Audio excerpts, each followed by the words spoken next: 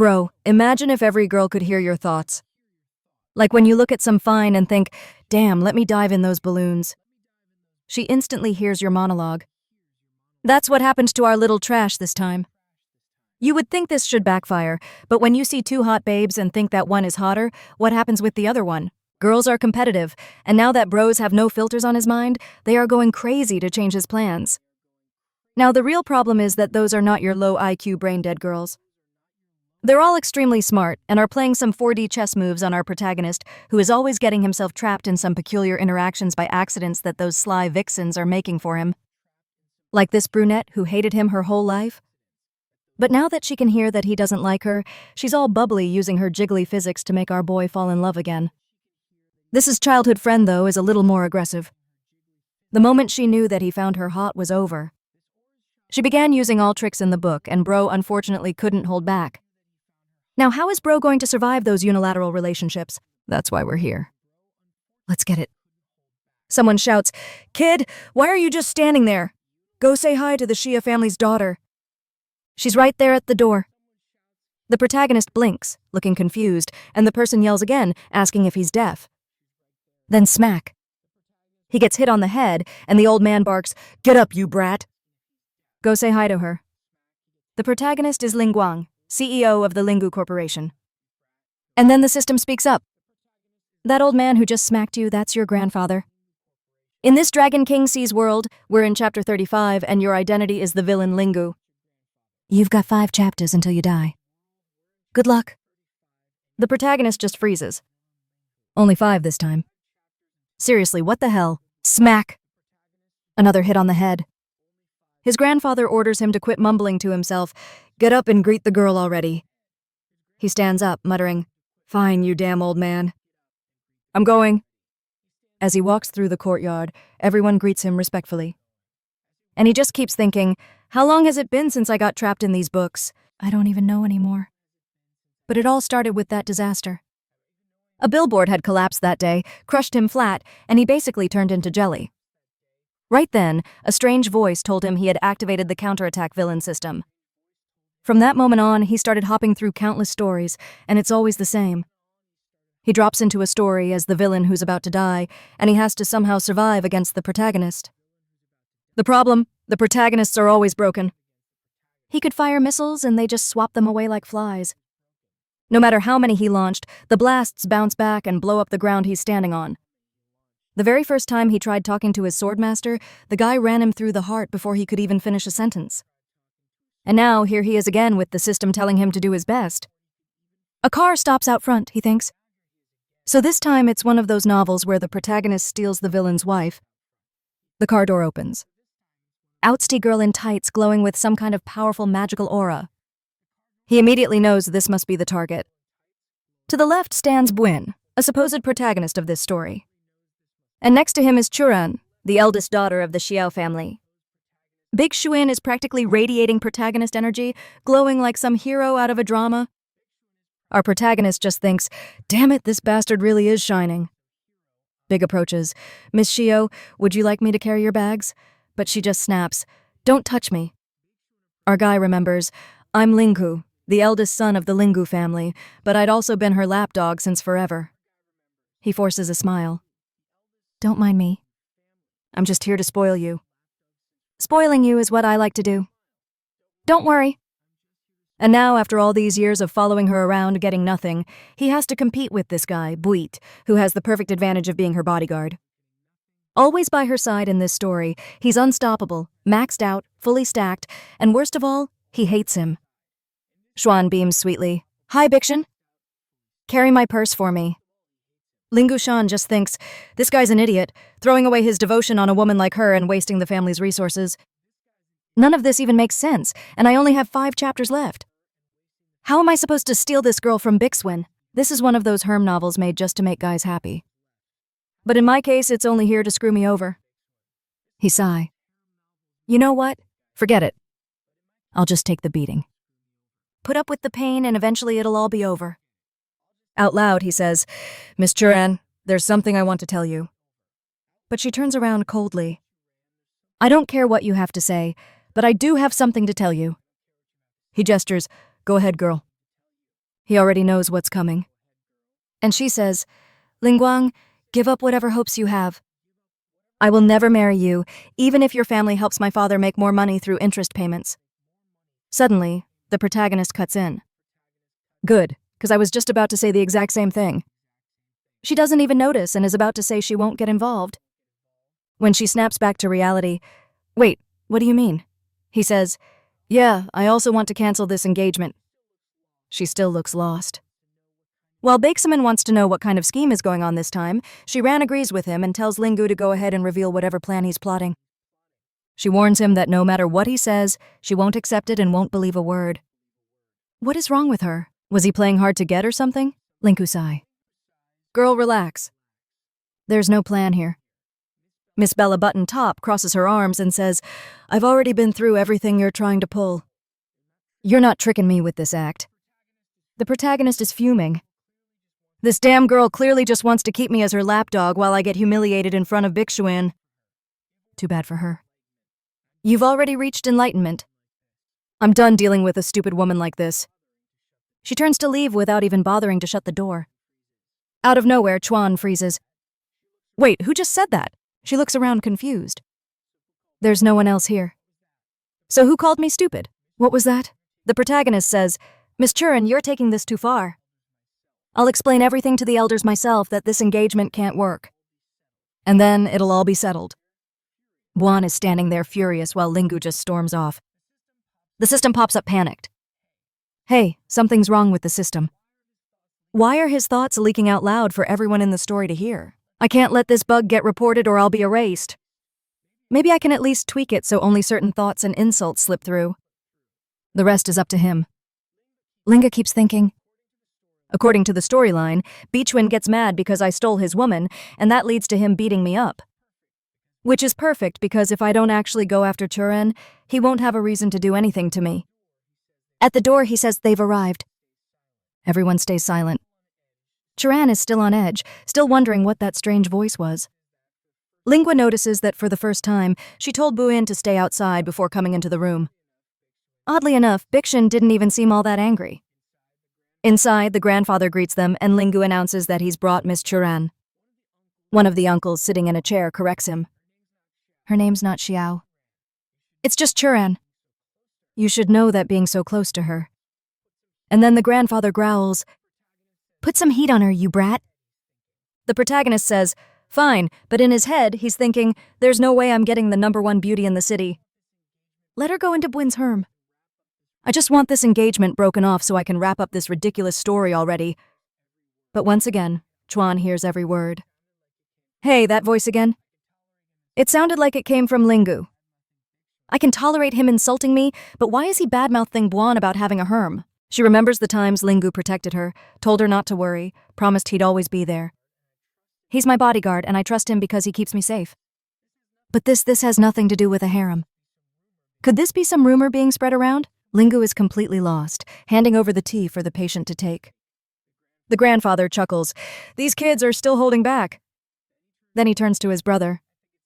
I think it's time they got married, don't you? But Chuan suddenly stands up and says she disagrees. I'm sorry, Grandfather Lingu, but I have no relationship with Lingu Heng. Marriage is out of the question. I don't love him. The protagonist replies, I agree with her. She's right. Forcing something like this would be wrong. It's better if we each go our own way. She finds his behavior strange again. Why is he acting like this? Then what I assume is her grandfather says, Boy, you should agree with your wife, but now's not the time for this, son. She's still a little immature sometimes, so you don't need to worry about her words. But Limbu replies, No, uncle. You've got her all wrong. She's an extremely mature woman, as she's decided she's not getting married. That it's not happening. That's it. No way we're getting married. Absolutely no way. The protagonist doesn't want to get beaten up by Buin for no reason. While Chuan stands there baffled. Why did he change so suddenly? Yesterday he sent me a 5,000-word letter. Her grandfather gets emotional. Boy, I get it. You're going to stay by her side even without the engagement. That's what you mean, right? You really are remarkable. Lei mutters to himself, You got a completely wrong old man. But Uncle turns to Chuan and tells her she has to realize how far Lingu is going for her and that this marriage will happen. The protagonist suddenly drops to his knees, tugging at his pants. No, Uncle. No. I don't want to marry her. Please forgive me. She overhears him and he thinks, you stupid woman. You're always opening that big mouth to say you don't want to marry me. Why are you quiet now? Go on, complain to your father. Tell him you don't want this marriage you made yet. But then out of nowhere, Churan smiles. Suddenly her whole attitude changes. Oh, great. Look at this damn woman. Look what she's about to do. She says, wow, I think I finally understand. You keep talking about not wanting to marry me, and I thought you'd change your mind, but really, you just want to protect me. Father, grandfather, I've decided if we don't have feelings yet, we can build them. I agree to marry him. The protagonist just stands there completely lost. This girl is sick. She must have taken the wrong medicine. She needs to go to the hospital. She definitely didn't sleep right last night. Something's seriously wrong here. He still doesn't get it. Well, she just smiles at him, teasing him, saying, the parents only want the best for them. Doesn't he like me anymore? She asks, pushing him.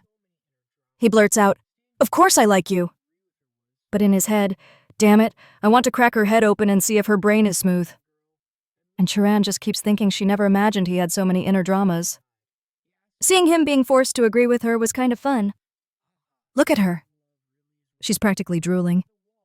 This Dan girl in Lingu grabs her by the arm and says they need to have a talk outside. He asks permission from the elders, who just laugh. Ha ha. Young love really is romantic. By the wall, he tells her, you cursed woman, you don't get it. This relationship isn't going to work. You can still refuse. But now that she knows he doesn't want it, she does want it. This marriage was arranged by the family. Why would I refuse? Lingu insists it's because she should marry someone she actually loves. He reminds her that she's always treated him poorly, so all he asks is that she'd have a little mercy and cancel this now.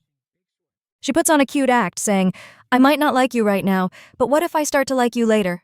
The protagonist yells, no, Big's going to kill me.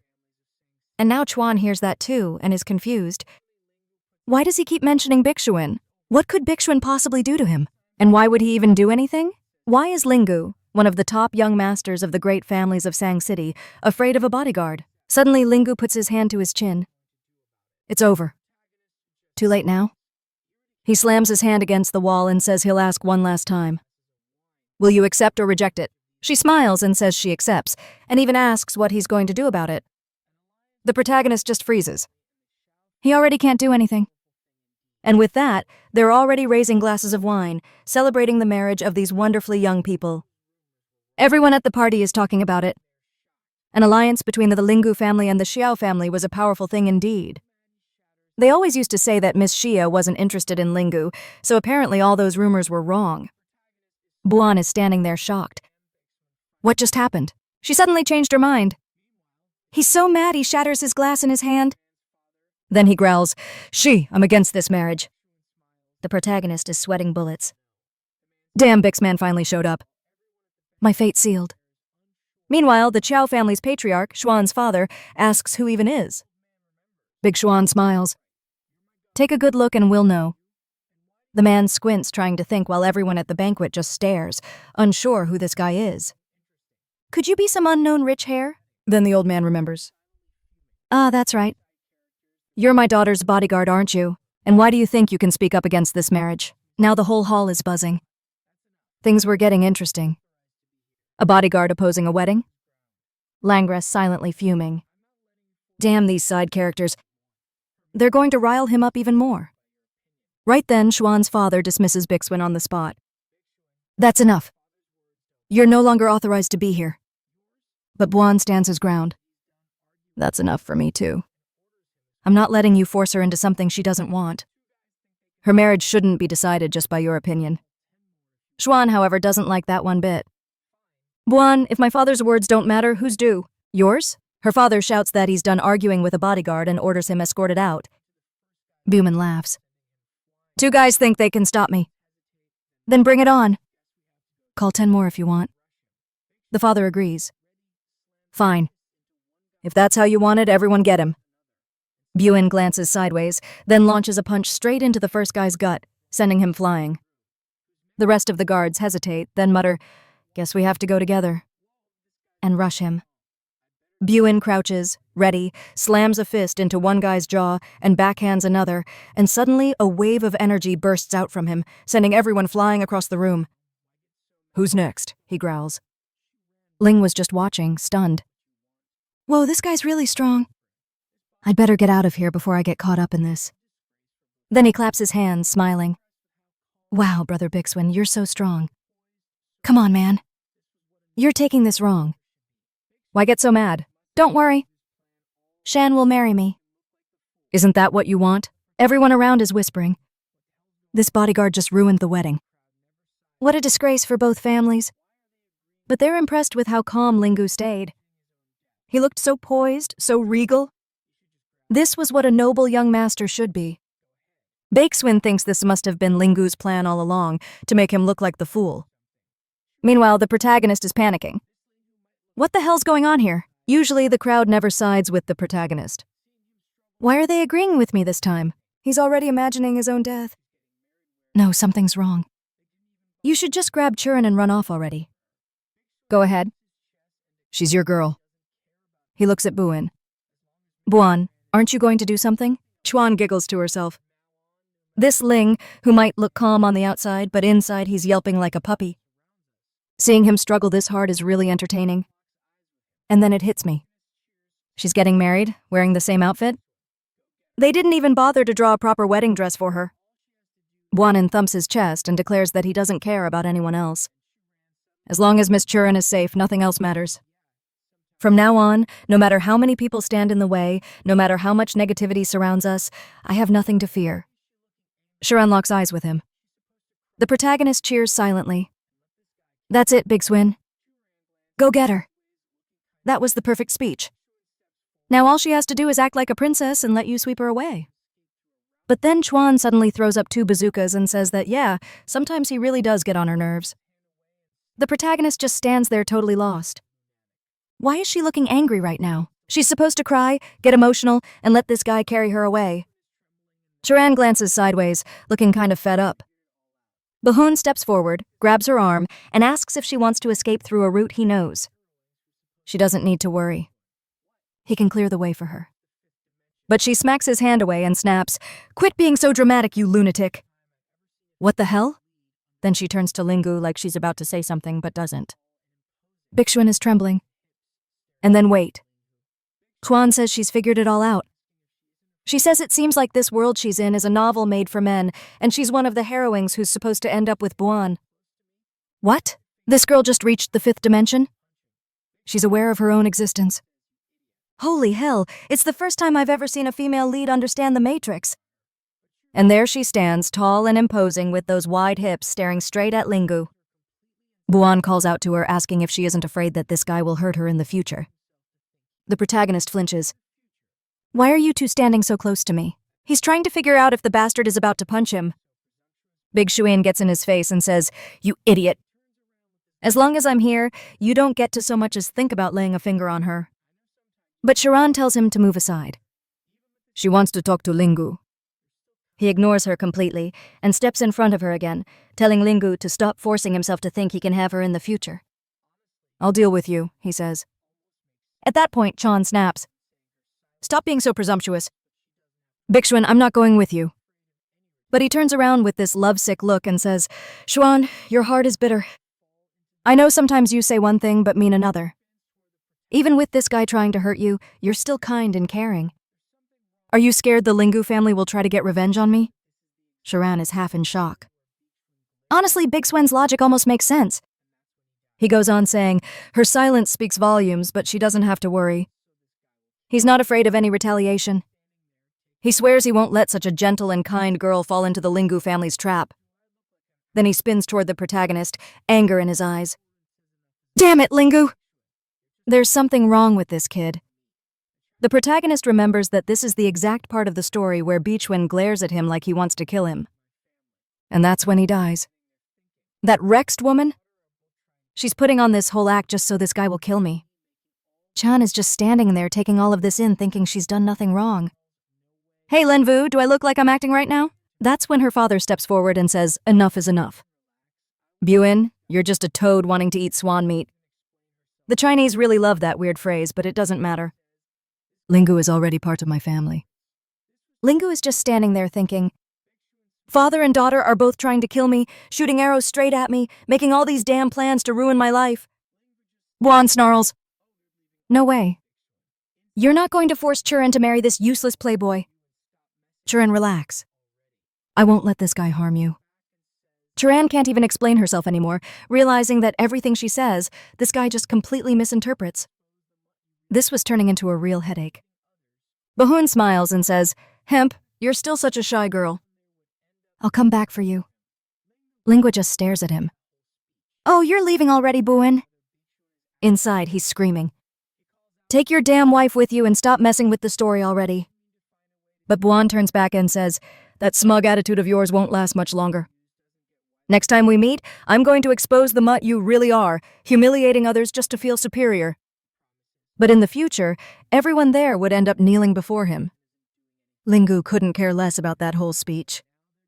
All he's thinking is whether Bikwin is actually going to leave. He calls out Beekson and going to wrap things up here.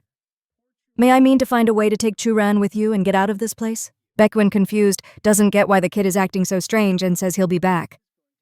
Don't worry, I'll return. He promises. Ling, who meanwhile doesn't understand why Churan isn't doing anything. If this guy would just take her away now, there'd be no reason for him to come back later and rip my throat out. It'd be way better if she just disappeared from here. Poor Churan has her hand over her face while the two of them argue. She finally snaps and yells that they're both adults. When is this going to end? Then suddenly she grabs Lei Wu's arm and kisses him. What the hell? She declares that this is proof enough and says she'll marry him. She likes Lingu and Buan should leave, but the protagonist is delusional. He's wondering how he's supposed to save her now.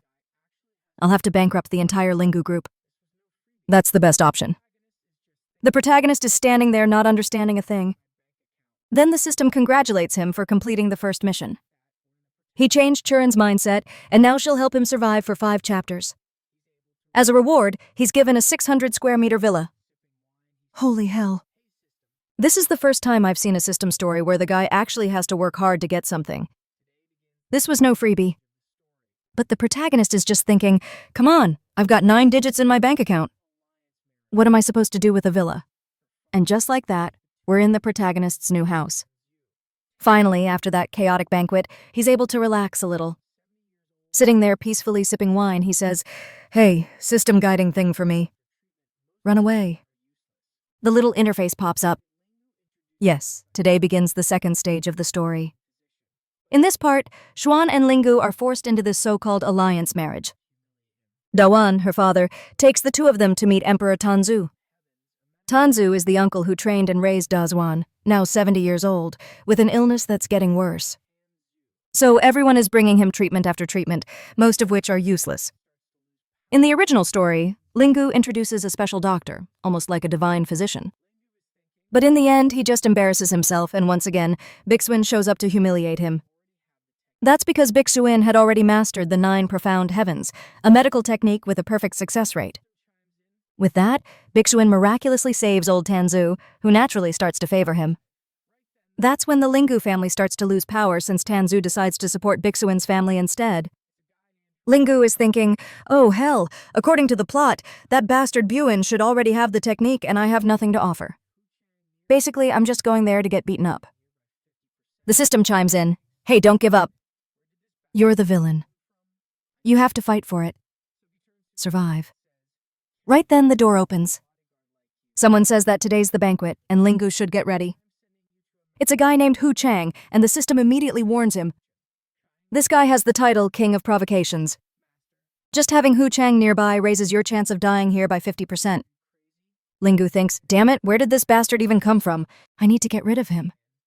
So, he turns to Shang and says, Kang, I'm proud to have a bodyguard like you. You're way too talented for this.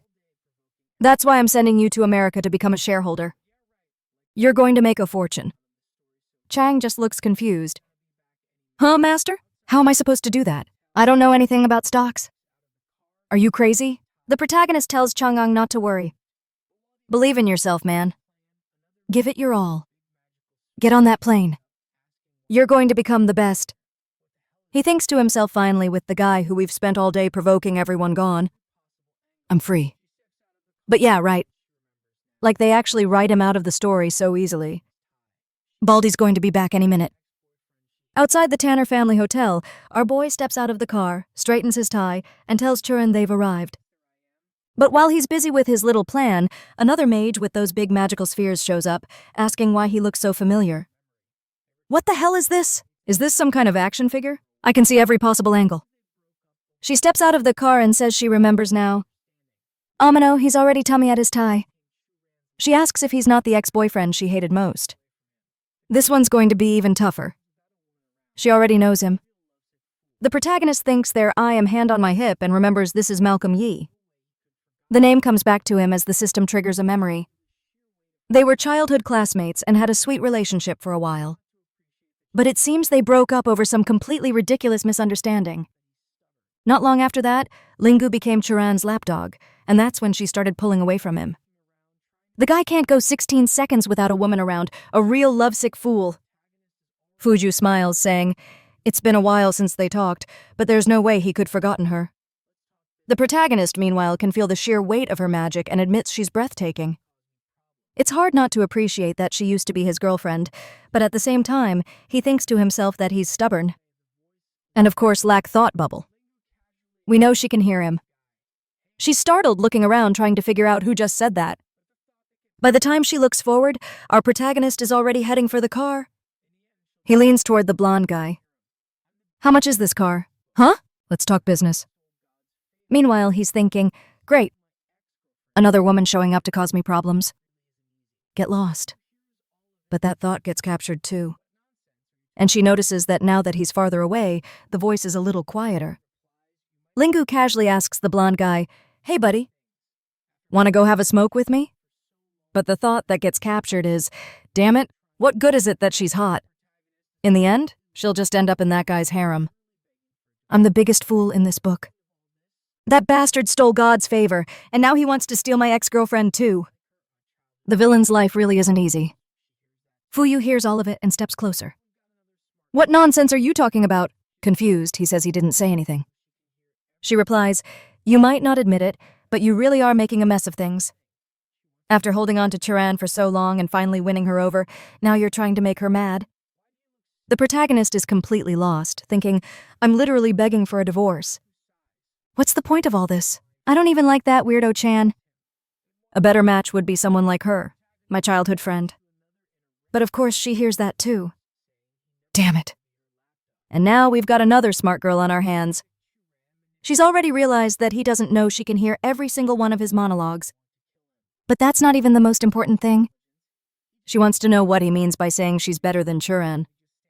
So she asks, why do you look sad whenever you talk about Chiran? Do you not want to marry her? Linku sigh. This marriage is a minefield. Kuyu presses him. Then why are you her lapdog? The protagonist launches into another in a rant, which she also hears saying he never wanted to be her lapdog. He was forced into it. That lunatic Churam manipulated all of Buin's hatred so that the bastard would want to kill him. Damn story with zero intelligence. He just wanted to kick them both. Kibio is giggling while he just stands there like, seriously, is she stupid, literally? A random insult pops into his head. She steps closer and says, so that explains it. That misunderstanding all those years ago was at your fault. Great. Now it's not a magic academy, but fireballs keep flying the protagonist nonstop. She sighs, saying it's a shame he still has to get married. And then he drops the legendary line. Even a good horse likes to graze in familiar fields. Damn Chinese competing with Socrates now. He gently pushes her away, saying life would be way easier with someone like Kuyo. But now he has him a choice. Right then, Chuan steps out of the car, and she heard his inner monologue saying Kuyu would be better for him than her. She sees them close together and shouts his name. She's clenching her fists in anger, watching them so close, then stops for a moment and decides to play it smart. Oh, this girl knows how to play. She walks over, all smiles. Lingu, I've been looking for you for so long. He's completely confused. What the hell is going on? Feels like Magic Academy again. Another fireball straight to the poor guy's face. Before he can react, she grabs his face and says she wants a kiss. The protagonist is baffled. Why the hell does she have a sudden personality switch like that? The review instantly realizes it's just a cheap trick. Lingu will have a talk after the banquet. Don't forget my number hasn't changed. She says this right in front of the fiancé who's showing up to get married in the same dress again. Oh, wait. Right. Today is just the meeting with the old man. Chan pinches him hard, glaring. You bastard! Did you forget you're going to marry me? Why are you flirting with other women? The protagonist snaps back. Charan dropped the act. There's no one else around. You think I don't know? You don't even want to marry me? But Charan demands, you think you're escaping now? The announcement's already been made. Half the city knows there's no way you can run from this. The protagonist growls, wouldn't it be better if you found someone you actually love? She fires back that it's none of his business who she loves. That choice is hers. The two of them are bickering while Beeman watches from afar. Charan is suffering so much, though. That smile on her face, it doesn't look like suffering at all. This damn Ling Hoop is too slick with women. The poor girl can't resist his tricks, but saving Charan is my duty. I won't give up on her. Bahan is practically glowing with determination while inside the hall. Chuan is driving Lingu around. He keeps telling her to stop with the theatrics, but she just says there's no reason to. They're getting married now. He still insists they should talk about ending this engagement instead. Walking with his head down, he mutters, any second now, Bixwin's going to show up and wreck everything. I better stay away from this woman because he's definitely going to talk to her, and I don't want to be anywhere nearby when that happens. He excuses himself. Someone's calling me over there. I'll go ahead. Apparently, Chuan didn't catch that thought, and she's left wondering if he really hates her that much. As he passes by, Tanzu spots him and calls him over. Lingu, I was looking for you. I prepared an incredible gift for you. The gift is Dr. Shangguin, who steps forward and adjusts his glasses. Yes, I am a top-class physician, he says confidently. Tanzu explains, Lingu, this man is an excellent play. Even if his treatment doesn't work, people will see that you tried out of goodwill. And if it does work, even better. This will definitely strengthen the bond between the Xiao family and the Lingu family. The protagonist just asks, what's this old man's name again? He remembers that in the original story, the so-called divine doctor was also brought in and his surname was Shangguan. But in the end, Bahuan exposed the guy as a complete fraud. Langua tried to make sure that man wouldn't appear at all because if Biquin humiliates him, he'll be associated with the failure and might get beaten up for nothing. He's doing everything he can to remove the people who only make his life harder, but it's not easy. Then he wonders if there are parts of the story that just can't be changed, like the doctor's appearance since the whole plot kind of revolves around him. Tanzu interrupts him. Boy, why are you just standing there? Don't you want to take the doctor inside? The protagonist clutches his stomach dramatically. Stomach ache. Give me a second. And he bolts for the bathroom. Outside, holding a wine glass, he thinks the whole situation is completely insane. And then bam, his childhood friend shows up sticking close to him. She asks if something's wrong because she can tell he's not doing well. She grabs his jacket, saying she noticed his interactions with Charan didn't look natural at all. Language just glares at her and tells her to take her hand off him. I'm already engaged, he says. But in his mind, he's thinking that in his experience with these kinds of stories, you never touch a beautiful woman because they'll all end up in a protagonist her anyway. Kuju says none of that matters. Marriages can be called off. The protagonist just stares at her, thinking to himself, another thought bubble that gets captured. This girl really is testing my mental fortitude. He's trying to resist, but this little demon with a tiny waist and everything else going for her is hard to ignore. Of course, she blushes right away, wondering if he really thinks that. She decides to go in for stage 2, saying she wants him to be honest. Who do you prefer, Charan? The protagonist turns away and says, Chan is my fiancé. You're just a stranger. But inside he's thinking, damn it, I can't hold on anymore. And she doesn't stop. She goes in for a sneak attack, biting him lightly, saying he has to be honest. They're friends, sure, but what kind of friends are they? The protagonist tells her, have a little self-respect. His heart is pounding so hard it's about to explode. He says, it's getting hard to resist. He's a man after all, and he's about to lose control. Kuyu just laughs at him, thinking he's a hypocrite. He's saying all this, but his thoughts make everything perfectly clear, and she finds it hilarious. The protagonist notices she's having fun with this, but just then he sees Beechwin coming. He suddenly shoves Kuyu back and says, "Enough! As long as this engagement is still happening, you're just a stranger to me." Even he gets mad at himself for pushing her. Damn it. How could I push away something that perfect? But he knows he can't go any further. If he does, he's finished. Seems like the villain's fate is to just look a lot and touch very little. But Kuyu hears all that and just laughs softly. While Lingu thinks, I'm humiliating myself here and she's laughing at me. He starts thinking this girl doesn't even see him as a human being in this story. He demands to know why she's laughing so much. She says it's nothing, that she just thought about something that made her happy. Fed up, Lingu says he's leaving. The story is already getting weird. I'm done with it. He opens the door today. He wants to stay far away from all the women at this banquet and that creepy doctor too. When the doctor finally goes to meet the emperor, Lingu plans to fake another stomach egg and vanish. But when he glances back, Kumio is suddenly on the floor. Yep, master, I fell, she says. He's confused.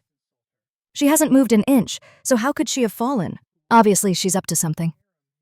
And Buan is standing nearby, watching. Lingu knows this bastard is going to step in any second. Kudu says, "Young master, help me up." Inside, Huyu is thinking it's all clear now. He doesn't like Chiran, so all she has to do is take advantage of that and make him fall for her again. Lingu just says, "You fell? That's your own fault. Nobody told you to wear heels that high." Then he turns to leave. But he stops for a moment, realizing that even if he can't get close to her, he also can't just insult her. If she gets angry and complains to Buin, who will eventually have her in his harem, he's going to get beaten and screwed over. Anyway, Kimu hears all of that loud and clear. She warns him, "Ling Hu Hang, if you don't help me, I'm going to get very angry, and me being angry could have serious consequences." He panics and tells her, "All right, get up slowly." While thinking, "Damn girl, don't get too close to me. You're going to be Bix woman's concubine sooner or later." Kumu can't understand what he means. She's a noble woman of the Mao family. Why would she ever have anything to do with Bixuan? He asks her if she can walk or if she should call the doctor. She insists, "I can't walk. You'll have to hold me by the waist like before." And right then, it's internal bleeding time. Bigshun shows up, smacks Lingu on the back, and orders him to let her go. He pulls Kuyu over to him and says, "Lingu is disgusting." "Don't worry," he tells her. "Just stay by my side." Kuyu is completely lost. Then Bixuan turns back to Ling Hu. "You two-faced bastard. You're engaged to Chuan, and now you're flirting with innocent women." Lingu is dumbfounded. "Flirting with who? I haven't done a damn thing." But Biwin keeps shouting, calling him shameless, loud enough for the entire banquet to notice. Kumu urges him to keep his voice down, but Bikwin refuses. This guy needs to be called out publicly. Shiren has to see his true colors. And just then, a bald-headed man appears, demanding to know what's going on and what Lingu's relationship is with his sister. This is Myojan, Ku's brother. The two men stare each other down, but somehow they already seem to understand one another. Lingu knows these siblings have some shady schemes going on. According to the story, Kyojan and Kuyu are fighting for control of the Mao family. And before the banquet, Shojan secretly met with Buan and struck a deal. They convinced a faction of the Mao family to invest in a garbage project that's guaranteed to lose money. When that happens, Shojan will gain more power and take full control of the family.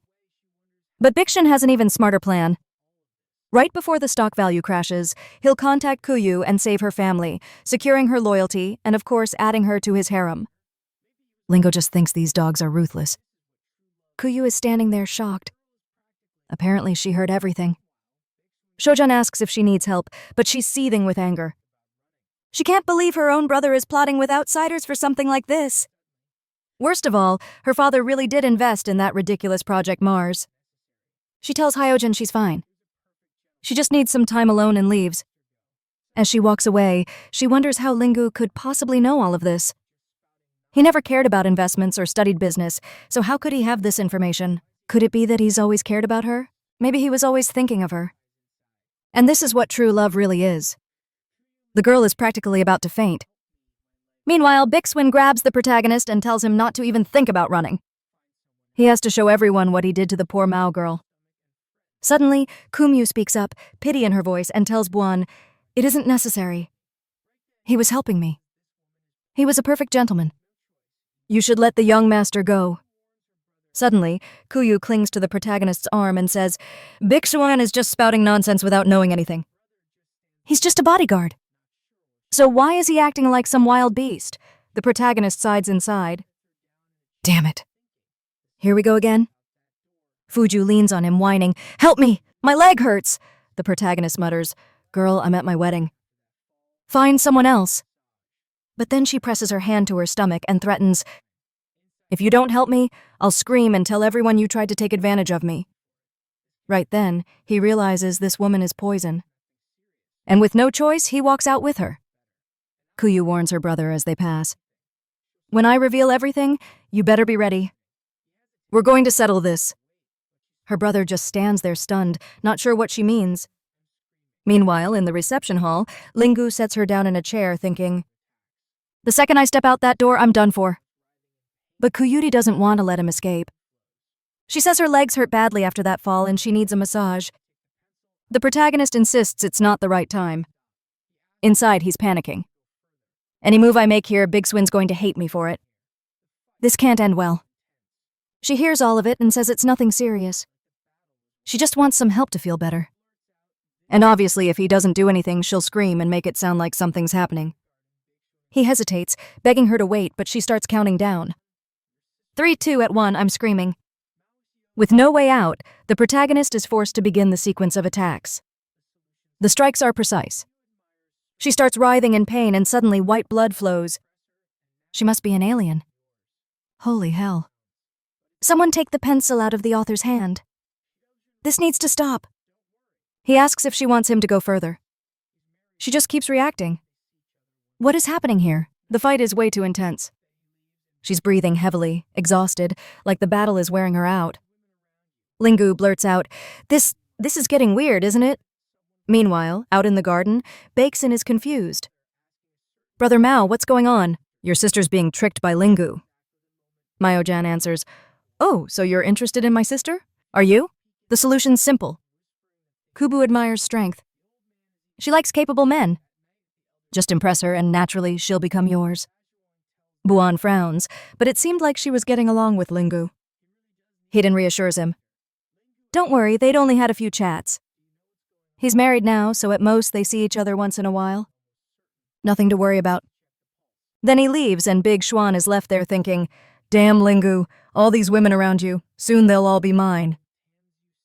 At that moment, someone calls from across the hall. It's Schwan's father asking a certain guest to present the doctor to the emperor. This is exactly the moment Bixwin has been waiting for to flip the script. A few people peek in through the door, whispering that things look dire. The old man is even fainting. That night at the Eller's house, he's not even waking up. Dawang tells Lingu that his uncle's condition is only getting worse. He really does need the divine doctor. Lingu asks, "Shangin, do you know what's going on?"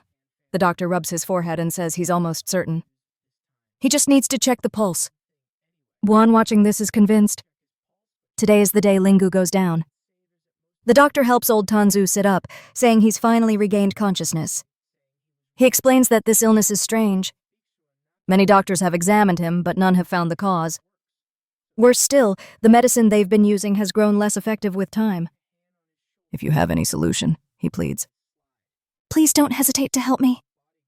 Hyojan turns to Buanin and says, "Bixuan, this man is the head of the Tang family. How confident are you that you can improve his condition?" Buan isn't stupid.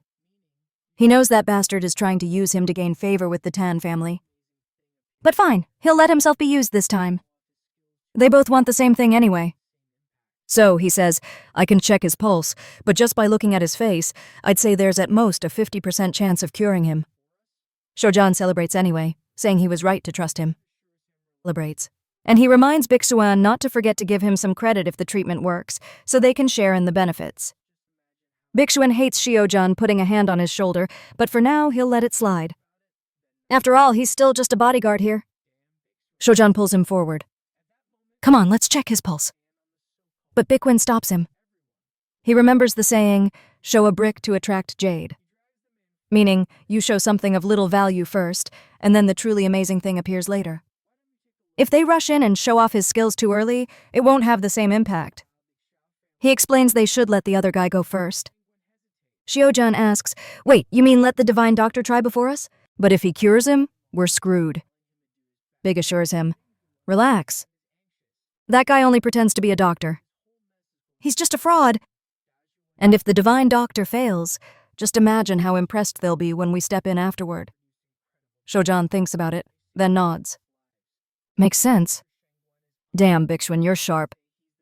At that moment, Xiaojun puts a hand on the so-called doctor. Everyone, look who we've got here. It's the divine doctor. He drags the man forward and says, Doctor... Divine, didn't you just arrive with the Xiao family? Why don't you take a look at the old master here? One of the sons exclaims, Thank God the Xiao family brought someone to help us. Shangin hesitates, but says he'll take a look. In the background, the father is quietly cheering him on, telling him to do his best. Lingu, on the other hand, is anxious, thinking that in the end, this whole mess is going to fall on him. Dowing steps up to reassure everyone. The 18th generation of the Wang family has produced incredible doctors. They saved countless lives. Divine Doctor Shangwen is unmatched. They say he's the reincarnation of Master Hua himself. Lingu mutters in his head. Damn it. Why are you exaggerating this introduction so much? If it goes wrong, they'll all blame me. Shanggen examines the pulse. My analysis shows the rhythm isn't right. This illness comes from the liver. It seems his gallbladder is blocked by the 6 meridians and fire is spilling into the heart. The poison is building up in both heart and liver, worsening his condition. Then he says calmly, but don't worry. With my technique of the 9 divine needs, everything will be resolved. Begzwan smirks from the side. Ridiculous technique. My celestial spiritual flower is far superior. Once you embarrass yourself with this, I'll step in. That will be the moment of Lingu's downfall. The doctor begins preparing the needles. Then suddenly he calls for young Lingu to come closer. The protagonist freezes. Me? The doctor nods. Yes. I need a certain kind of help. I'm counting on you. Lingu panics. I don't know anything about medicine. There's no way I can do this. Inside, he's thinking, why the hell is this guy calling me over? Even slaughtering pigs requires a professional. What makes him think I'm useful here? At this rate, I'm dead tonight. But Shenwen says, Yun Lingu is very humble. Are you really going to keep this secret from everyone? Then he turns to the crowd and declares, I've heard that a long time ago young Lingu received a talent in the art of medicine. The last time my shoulder hurt, he hit the perfect acupuncture point and the pain was gone in a second. Lingu is just standing there thinking, this guy's out of his mind. He's obviously kissing up to me in the most obvious way possible. But Shangin just says, Lingu, let's begin. Take this needle and disinfect it. He goes straight for the first one on the forehead, saying, this point is perfect for getting rid of back pain and even colds. This one on the head regulates his meridians. The protagonist just nods along, saying nothing. While Shangin keeps giving instructions, Buin is smiling to himself. Then he says, your order is correct, but you still lack strength. Shangwin immediately demands to know who this ignorant brat is that dared to speak. Guanin unshaken asks if he feels so guilty he can't even look at him. The doctor turns and snaps, who do you think you are, kid? Young Master Tan, throw this brat out already. It's an insult that he's even here. Tan raises his hand, ready to act, but Beakwoman stops him. You better think carefully. I'm the only one who can save Tanzu. If you kick me out now, you lose your only hope. Shangguin pounds his chest and says, you really are an ignorant child. Do you actually think I can't handle this? The protagonist just watches silently, thinking this is the part where they start staring each other down. Does the bet come right after this? And right on cue, that thought is heard by both Chiran and Huyo. Then Shangin points and says, since you're brave enough to speak like that, how about a wager? If you really understand medicine and are so confident, let's see who can solve this first. If this old man's needles cure the master, you'll kneel and bow to everyone here. And you'll kneel and bow to young Master Lingu as well. The protagonist is lost. Why am I getting dragged into this again? I didn't even want to be part of it. But Buan says, "Fine, we'll make that bet." "But what happens if you fail to cure Master Tan?" Lingu is terrified. Buan answers for him. "If you lose, both of you will kneel to me." Lingu is already picturing himself kneeling. I really am cursed. According to the story, Shangguan is guaranteed to lose. He's missing one page from the secret divine acupuncture technique, the part where he has to let a bit of blood flow to make it work. And the divine doctor doesn't know that. At this rate, Big Swin's going to crush me completely. But then he thinks maybe it's not the worst thing in the world. Kneeling and bowing isn't that big of a deal. The only bad part is that this bastard will get closer to gathering all the beautiful women as his concubines. But the ones who overhear this are the fiery ones who have no intention of becoming Big Swin's concubines. At that moment, the doctor inserts the last needle and says all that's left is to remove it. Tan's son tells his father to try getting up. He hasn't felt this good in a long time. The old man says, "The pressure in my chest really has eased and even my head feels clearer." Shangguan truly is amazing. Everyone around them starts praising him, calling him the divine doctor. But Lingu is confused. Wait, in the original story, this is the part where the old man coughs up blood. And just as he thinks it, Tan coughs up blood. Buan immediately says, well, what's this? Looks like you're not fully recovered after all. Seems you'll have to rely on me now. That so-called divine doctor is a fraud. Tan begs him to act quickly. His father isn't doing well. But Baekuin just sneers. This is the price you pay for trusting a fake like him. If you had trusted me from the start, everything would have gone perfectly. But you stood by that useless idiot Lingu. And now that you've reached this point, I changed my mind. When they lose, they'll both have to bow their heads and lick his feet. Both girls are shocked and glance at each other, each realizing the other had the exact same reaction.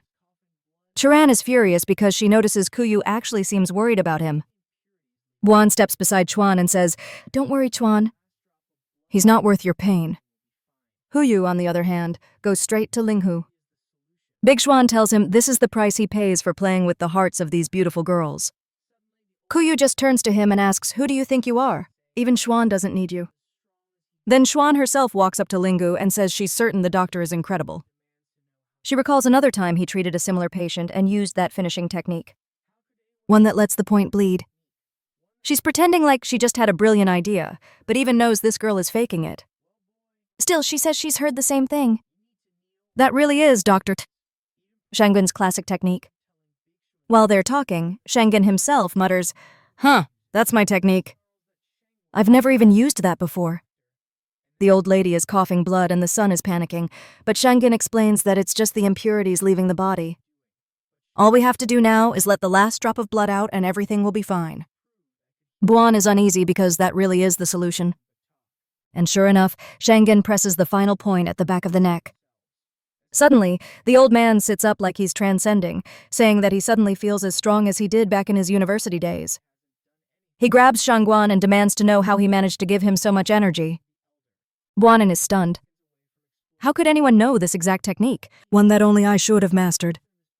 Shangguin turns to Buan and says, "Well, boy, have you learned your lesson? You need to kneel and apologize." He even pushes Lingu forward, telling Buan to kneel in front of them right now. But Buan refuses. He snarls that Shanggun is just a second-rate doctor and that his method was irrelevant. In the end, you're just a bunch of arrogant fools who don't even know what you're doing. But Shanggun answers, "Call me whenever you want, but I just proved I could heal the elder." "And you? You did nothing but talk." Lingu was just thinking, "Fine, let them fight among themselves. As long as I stay out of it, I'm good." But everyone around them starts whispering. "This big Shuin guy talks big, but he hasn't done anything. Said the doctor was a fraud, but in the end, he cured the elder." Big Show is seconds away from exploding with rage, thinking that all he has to do is show a fraction of his power and his celestial spiritual flower technique. Sting Churan nearby. He decides it's time. He clasps his hands and suddenly energy begins swirling around him. The crowd gasps. Whoa, this guy's magical. He's the real deal. Another old man watching recognizes it right away. That's the techniques of the divine spirit herb. Lingu, meanwhile, is fuming. "Look at this bastard!" He's just using this display so everyone forgets he's supposed to kneel. Still, he admits it's perfect. Surely Xuan and Huyu must be impressed. But when he glances over, both of them are staring at him. Why are these damn girls looking at me? Shouldn't they be admiring Buin's incredible power right now? The two of them lock eyes, and it seems they both realize that each can hear his thoughts. Suddenly, Kuyu clings to Lingu, teasing him. You thing, always glancing back at me like that. Chan snaps from the background, telling her to stop being shameless. The two burlies glare at each other until Kyojun steps forward.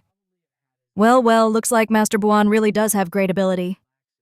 There's no need for the doctor to humiliate him. Let's just let bygones be bygones. But Shangyin immediately objects. No way. We're not just letting this go? 1 second. He's being arrogant, trying to humiliate everyone, and now he thinks he can just lick a shoe and walk away like nothing happened. Shojan laughs and says, "The great divine doctor is hilarious, very entertaining." Don't worry, your jokes are great, but how about we just drop this whole thing? Suddenly, Tanzu interrupts everyone, thanking them for coming and saying he truly appreciates the effort each person has put in. Lingu in the background is thinking, damn, the guy got away thanks to Xiaoyin. Really is a good little lapdog. He knows that if he, the villain, had lost here, he'd probably have had his legs broken. Baekwin glances around, then relaxes. At least it hadn't been as bad as he imagined. He walks up to Churan and asks, "Are you mad? I know I acted strangely and let my emotions get the better of me." I said things I shouldn't have, but she just steps back, saying he doesn't owe her any explanation. That hits him hard. He grabs her shoulder and says he needs to explain himself. Yes, I may just be a bodyguard now, but I don't want to stay that way forever. With my skills, I'll give you a life full of wealth and luxury. Lingu is just listening in from the side. His ears practically twitching, catching every word. Behind goes on, "I'm doing all of this for you. Working hard so I can shine in front of you and give us a better future." Chiran asks if it's really all for her. He swears it is. If I had the chance to treat that master with just 3 needles, I'd feel better than ever. Lu is just thinking from a distance. This guy is really obsessed with power. He lost embarrass himself and still has the nerve to say it's all for Chiran. He's a hell of an actor. Poor girl's probably fallen for his little speech like a fool. But she hears every word of his thoughts and suddenly realizes that all of Beekman's seemingly heartfelt words were just calculated tactics. If not for Lingu, she really would have been fooled. Bahun asks if she forgives him. Lingu is thinking, forget all the formalities. If she wants to be part of this guy's harem, that's her choice. After all, she wanted to end this engagement too. So fine, even if she was my wife. Just hearing the words "my wife" is enough to make Churan react.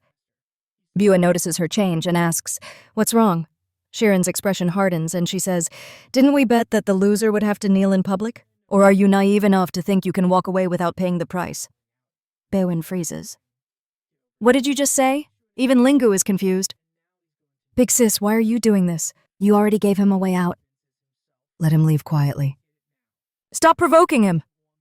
Xuan turns to glare at him. "Stop looking at me. Look at Buan instead." She sighs, then looks back at Buin. "Didn't we agree the loser would kneel?" Bekwin asks if she really wants him to kneel in front of that trash. Lingu, on the other hand, is wondering if the plot is trying to force itself back into place, dragging everything back to ruin the poor villain's life after he finally managed to avoid disaster. He's squeezing Kuyu's hand without realizing it. She takes it as a sign of affection. Her heart practically skips a beat. Shiran notices it too, immediately glares at them before calling out, "Li Lingu Hang, get over here." Biguan admitted he lost, and now he's going to kneel. Biguin looks confused, but then convinces himself. I get it now. Chiran just doesn't want me to look like someone who can't keep his word. She's protecting my reputation so people won't think I'm a sore loser. He puts a hand over his chest and thanks her for safeguarding his honor and his desire to be an upright man. Biguin turns and says, "Come here, Lingu, and make sure you understand. I'm kneeling for Chuan, not for you." Then he starts to crouch and our boy panics.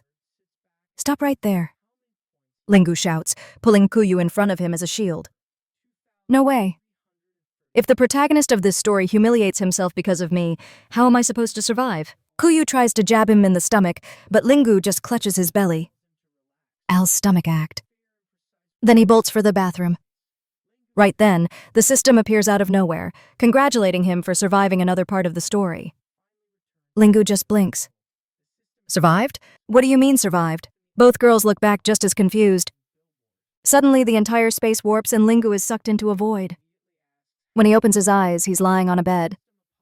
The system congratulates him again, telling him he now has 3 full days to rest and prepare for the next missions. Lingu gulps some water, sits back, and asks how many points he earned this time. The system flashes the number. 23 points. Lingu is furious. Seriously, after all that humiliation, that's all I get. The system calmly tells him to relax. They have a fair and precise way of calculating points. Lingu says he gets it, but wants to know how many of these stories I'll have to complete before he can finally return to his real world. The system explains, well, your death in the other world was caused by that falling billboard, so you'll need to buy a resurrection. Ling, who immediately asks how much it costs. The system apologizes. A resurrection costs 88 points. Right away, Lingu hurls a pill of the system and tells it to disappear. He realizes he only earns 100 points each time he clears a story. At this rate, he needed to complete around 8,000 stories. And with 3 days of rest between each one, he does the math and decides he might as well just stay dead. But the system urges him not to give up. The better he performs in the missions, the more points he'll earn. Linguin just collapses on the bed. I quit. I don't even want to resurrect anymore. The scene shifts to the Howell family hall 3 days later. With a flash of light, Lingu wakes up now with long hair, groaning. Damn, why does this teleportation hurt so much? Someone points at him and sneers. Look at this trash. Heartbroken over love and reduced to this pathetic state because of the Sue family. Looks like we're about to experience another world before going back to the last one. Someone shakes Lingu by the shoulders, telling him to stop acting like that. He's about to throw up. The system chimes in, announcing that the entire story has been synchronized. Today is the day Lingu Hang, the villain of this novel, marries the woman he loves. Lingu freezes, realizing this one is a historical drama setting. The woman's name is Sue Ruining. Apparently, their families had arranged a marriage, but at the last minute, he's replaced by the protagonist, some guy named Mingi, an uncle, insists they can't let all their efforts go to waste. Then, Tan, Lingu's cousin, says they can't just let that bastard Ningai steal her away. They should go get the bride back by force. The third uncle, Gang, tells everyone to calm down. And Lingu's father, Fang, says Miss Ruming, had been in love with Lingu since they were children. Gang pushes back at his older brother. The Sue family broke the promise they made. Why are you being so sentimental? If they don't value the bond between our families, then from this day forward, the Lingu family should cut ties with them completely. But Lingu, now fully caught up with the story, just thinks to himself, are these people idiots? The Sue family is about to dominate the entire region's negotiations. That's because Ningu's future achievements will make everyone in the entire Chuanchin region want to kiss his feet. Punishing the Sue family would just be playing stupidity. Lingu is thinking all this, and apparently this time, everyone can hear him. He keeps going in his head. It's not like I'm just losing the first woman I've ever loved. There's nothing wrong with that. Besides, this Ningi guy seems like a good dude. His family went through a lot and ours made his life miserable. If he hadn't been pushed this far, maybe he wouldn't be against everyone. At this rate, we're going to become the villains. No, actually, we already are the villains. Everyone is silently listening, starting to realize they just overheard some dark secret. Someone suggests they should all sit down, but everyone is too embarrassed, fidgeting, wanting to leave, quickly changing the subject. Meanwhile, Tien, the blue-haired cousin, is standing there thinking, what the hell is going on? Fang Lingu's father asks, why don't we just let this whole issue go? What do you think? Our protagonist turns and says, Father, you agree too, right? Why stress over this nonsense? Let's be the mature ones here and just wish them a happy marriage. Chin asks, Brother Hang, are you being serious? There are no traitors around, so you don't have the smile. So fake and pretend to be strong. Langman just places a hand on his chest and replies, I am sincere, my friend. I don't need to pretend to be strong. I am strong. Anyway, it's late, so I'm going to take a bath and go to bed. In his head, though, he's thinking, better to just put an end to this whole thing.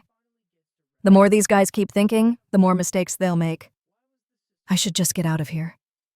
Once again, everyone hears it and is left looking confused. Shin wonders, wait, was I actually hearing Lingu's voice in some strange way?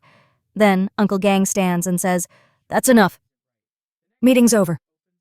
Everyone's dismissed. And that's when Lingu realizes something. His cousin Tyon is basically competing with Tofu for being the densest person alive. Fagna father, on the other hand, is left wondering what just happened. Was my son possessed or something? Back in Lingu's room, he collapses onto the bed, relieved that he finally gets to rest a bit more. But something feels off. Why was the system so quiet today? It didn't say anything weird, just mentioned the plot was synchronized and disappeared. He tries calling out, "Moshi Moshi little system, where are you?" But there's no response. He's sure something isn't right. The next chapter opens in the gardens of the linguist estate. A girl is tugging at Qian's arms, begging him to read some books and study with her, but Qian shakes his head and says, "It's pointless. The books in this place are stupid. I'm not a kid anymore. I don't need to sit around reading. I'm the second young master of the Lingu family. I was born to be superior. Why waste my time with this?" Yu insists. "You need to learn the wisdom of the sages. It's the only way to stop people from laughing at you." Chen just waves her off. "I'm not even going to argue. Give those books to someone who actually wants them. I'm not interested." Meanwhile, our boy is sleeping peacefully in his room when suddenly Tian bangs on the door. Lingu groans. "You little bastard. Have you no shame? Interrupting my good nap like that?" But she barges in, saying, "The ancestors should dig him a grave. How can you be sleeping right now when the whole family is laughing at you?" The protagonist just faceplants back onto the bed. And his cousin, who honestly acts more like a cousin sister, keeps talking, saying the comments are brutal. Some are calling you the Su family's disposable trash. Others are saying would rather marry some broke nobody than you just because you're worthless. And some even say you're disgusting and don't bathe for 10 days straight. The protagonist is thinking, "Damn, my cousin's tearing me apart right now." Well, he's pretty different, I guess, as the dignified son of the Linsu family and handsome too. His only real problem is that he was spoiled way too much. Shame he's going to spend his whole life drinking and partying, only to die miserably when the Linsu family collapses. Poor kid will end up stripped naked, forced to shovel cow dung as punishment from the scholars with the entire town watching and shouting that it's a pity.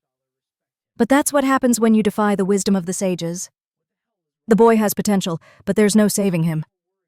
After that intense monologue, Tien is just standing there frozen, not knowing how to respond. Lingu waves him off. "All right, man. I'm going back to sleep." "Why don't you go drink and have some fun?" But Chen suddenly shouts that there's no way he's going to have fun. He says he's not the type to play around. Lately he's been focused on studying. Lu is stunned as Tien storms off in tears, swearing that from today onward, he's going to study so hard the books will rip in front of him, and he'll make every scholar respect him. Lingu just lies there confused. What the hell is wrong with this guy? But right now, he's more worried about the system.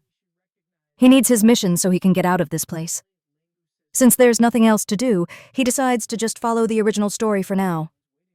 Better not to change too much of the future. Not long after, someone knocks on the door saying he's received an invitation from the Su family. Lingu asks where the invitation is. The servant explains that a young Li personally came from the Su family to deliver it, and she's inviting him to dinner at Zwixian restaurant. They ask what he wants to do. They can send her away if he prefer. Lingu is so confused, wonders who besides Quoning, the wife who abandoned him, would be looking for him. It seems like someone he should recognize, but the servant is vague. Finally, Lingu says, "Fine, he'll go." At the gates of the Lingu family estate, someone's waiting for him. Just seeing her graceful figure, he can tell it isn't Huing. "So, who is it?" He approaches, straightening his clothes nervously, and says, "I heard you invited me to dinner." "What's this about?" The girl glances back and calls him young master. Lingu freezes. Wait a second. What? Isn't this the same girl from the other story? Both of them are thinking the same thing. "Why is it you?" Lingu stammers. You and she raises her brow. "You what?" She asks why he's so nervous if he hasn't said anything. "Huh? Something's off." "Is this guy pretending not to know me?" Lingu awkwardly says, "Oh, you're the one who brought the invitation for dinner at Zwixian." "Right," she answers. "Yes, but what was with that? Why are you here?" "You just muttered." "This isn't the first time we've met." "So why are you so shocked?" "Ah, here we go again." Women in these stories are all cunning and way too sharp. Was already planning to tease him since he clearly wants to play this game. Lingu scratches his neck and says, "Yeah, it just startled me and that's all. I was just expressing my feelings for a second. I forgot we were close, practically like family." Kuyu grabs his arm and smiles. "What a coincidence. This green outfit looks much better on you than that black one with the gold trim." Lingu freezes. "Wait a second. She's talking about the outfit I wore back during the Tan family arc." He starts trembling. "System, stop playing around and give me my mission already." Kubio is one of the heroines from the other story, the Dragon Sea arc. What the hell is she doing here? She stares him down and says, "Stop pretending, you scoundrel. You really think I wouldn't recognize you just because you changed clothes? Or are you just bitter because you didn't marry your childhood sweetheart, Miss Winning?" That definitely sounds like the wrong thing to say because the protagonist grabs her right then, and damn, he pulls her clothes from behind and tells her to stay quiet. He says he'll explain everything, but they need to keep silent for now. Kuyu finds it strange, wondering if he's really trying to hide inside his own house. They start walking together while the people nearby just watch in stunned silence. Langu's parents are both confused. His father says, "Are we hallucinating right now?" But his mother shakes her head. "No, I think I just saw him grab Miss Kuyu right there in the middle of the hall."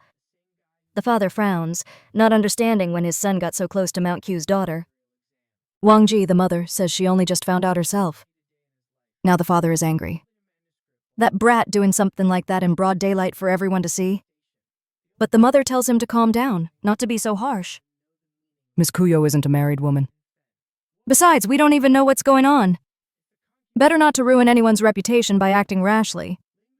Moments later, an aunt comes running and shouting that something huge has happened. They have to see this. Apparently, Ki, the same guy who refused to study earlier, is now suddenly determined to pass the imperial exam. The parents are baffled. Shen had never studied a day in his life. Someone is holding a manuscript while he fumbles through it, mumbling something about manifestation. The old man shakes his head, saying, "The boy doesn't even know the meaning of the word virtue." And Fen, "Whoa, look at who's by the window." It's the concubine of this world's version of the protagonist. Ling is just staring like, why would anyone marry someone like that? She, meanwhile, is wondering why Tien is suddenly trying to study. He's useless. And in her mind, this must just be another scheme to borrow money so he can go out drinking like an idiot. Good thing he's too dumb to actually learn anything, she thinks. Otherwise, he'd probably cause even more trouble. Back with the protagonist, Lingu barricades the door with a plank of wood and demands to know what Kuyu is doing here and why she's suddenly Huing's cousin in this world. Ku says she has no idea. "When we were at that dinner with Buan, there was a flash of light and I passed out. When I woke up, I was already here at Hanning's wedding." Lingu is completely confused. Not only did the system disappear, but now is dragging characters from one story into another. Kubu then asks why he came to the gate to meet her. "Didn't you already give up on Horning?" Lingu scoffs. "You think I'm crazy? Why would I try to steal the protagonist's wife? I'm not that tired of living." Thank God for the writer, right? But Puyu says, "That's not how you acted in the last novel. You were secretly sabotaging Bixwin, making him look like a fool while still flirting with Chiran and even teasing me." This throws Lingu off. She just referred to herself like she knows she's a character in a novel. Wait, does she actually know she's a character? And sure enough, Kubu smiles. "Yes," she says. "I know exactly what you're thinking right now." Lingu blinks. "What do you mean? You know what I'm thinking." Then she delivers the blow. "I know every single complaint you make. I can hear everything." Lingu starts remembering those weird moments where she elbow him and react in strange ways. But once again, he just thinks she must be talking nonsense. None of this makes sense. Except she hears that too and says she's not talking nonsense at all. Seeing this, he can't help thinking that as expected of the female lead, her smile was amazing. Then she asks him if he really likes seeing her smile that much. He realizes, yeah, that's actually the only thing he likes. That's when it hits him. This girl was actually listening to everything he was thinking. At that moment, he's sure this must be her system ability, being able to hear other people's voices. Meanwhile, his own system is trash, not developing properly, and basically wide open. Kuyu just laughs, thinking that if he cares about this that much, then so be it.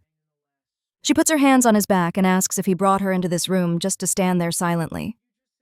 The protagonist tells her to quit it and grabs her hand, but she wants to know where the guy went. The one who called her hot back at the hotel. Oh boy, here we go again. The Queen of Spheres doesn't stop launching attacks. What is this, the mechanical bull special? She even asks if he only thinks those things when he looks at her, or if he personally wants to test it out. But he shuts her down, saying, "My name might have been Ling who hang in the last story, but I'm not the kid who had some high school romance with you." Kuyu just says that's even better. She doesn't care about the idiot who dumped her. What matters is that right now it's just the two of them here. So what should we call this situation?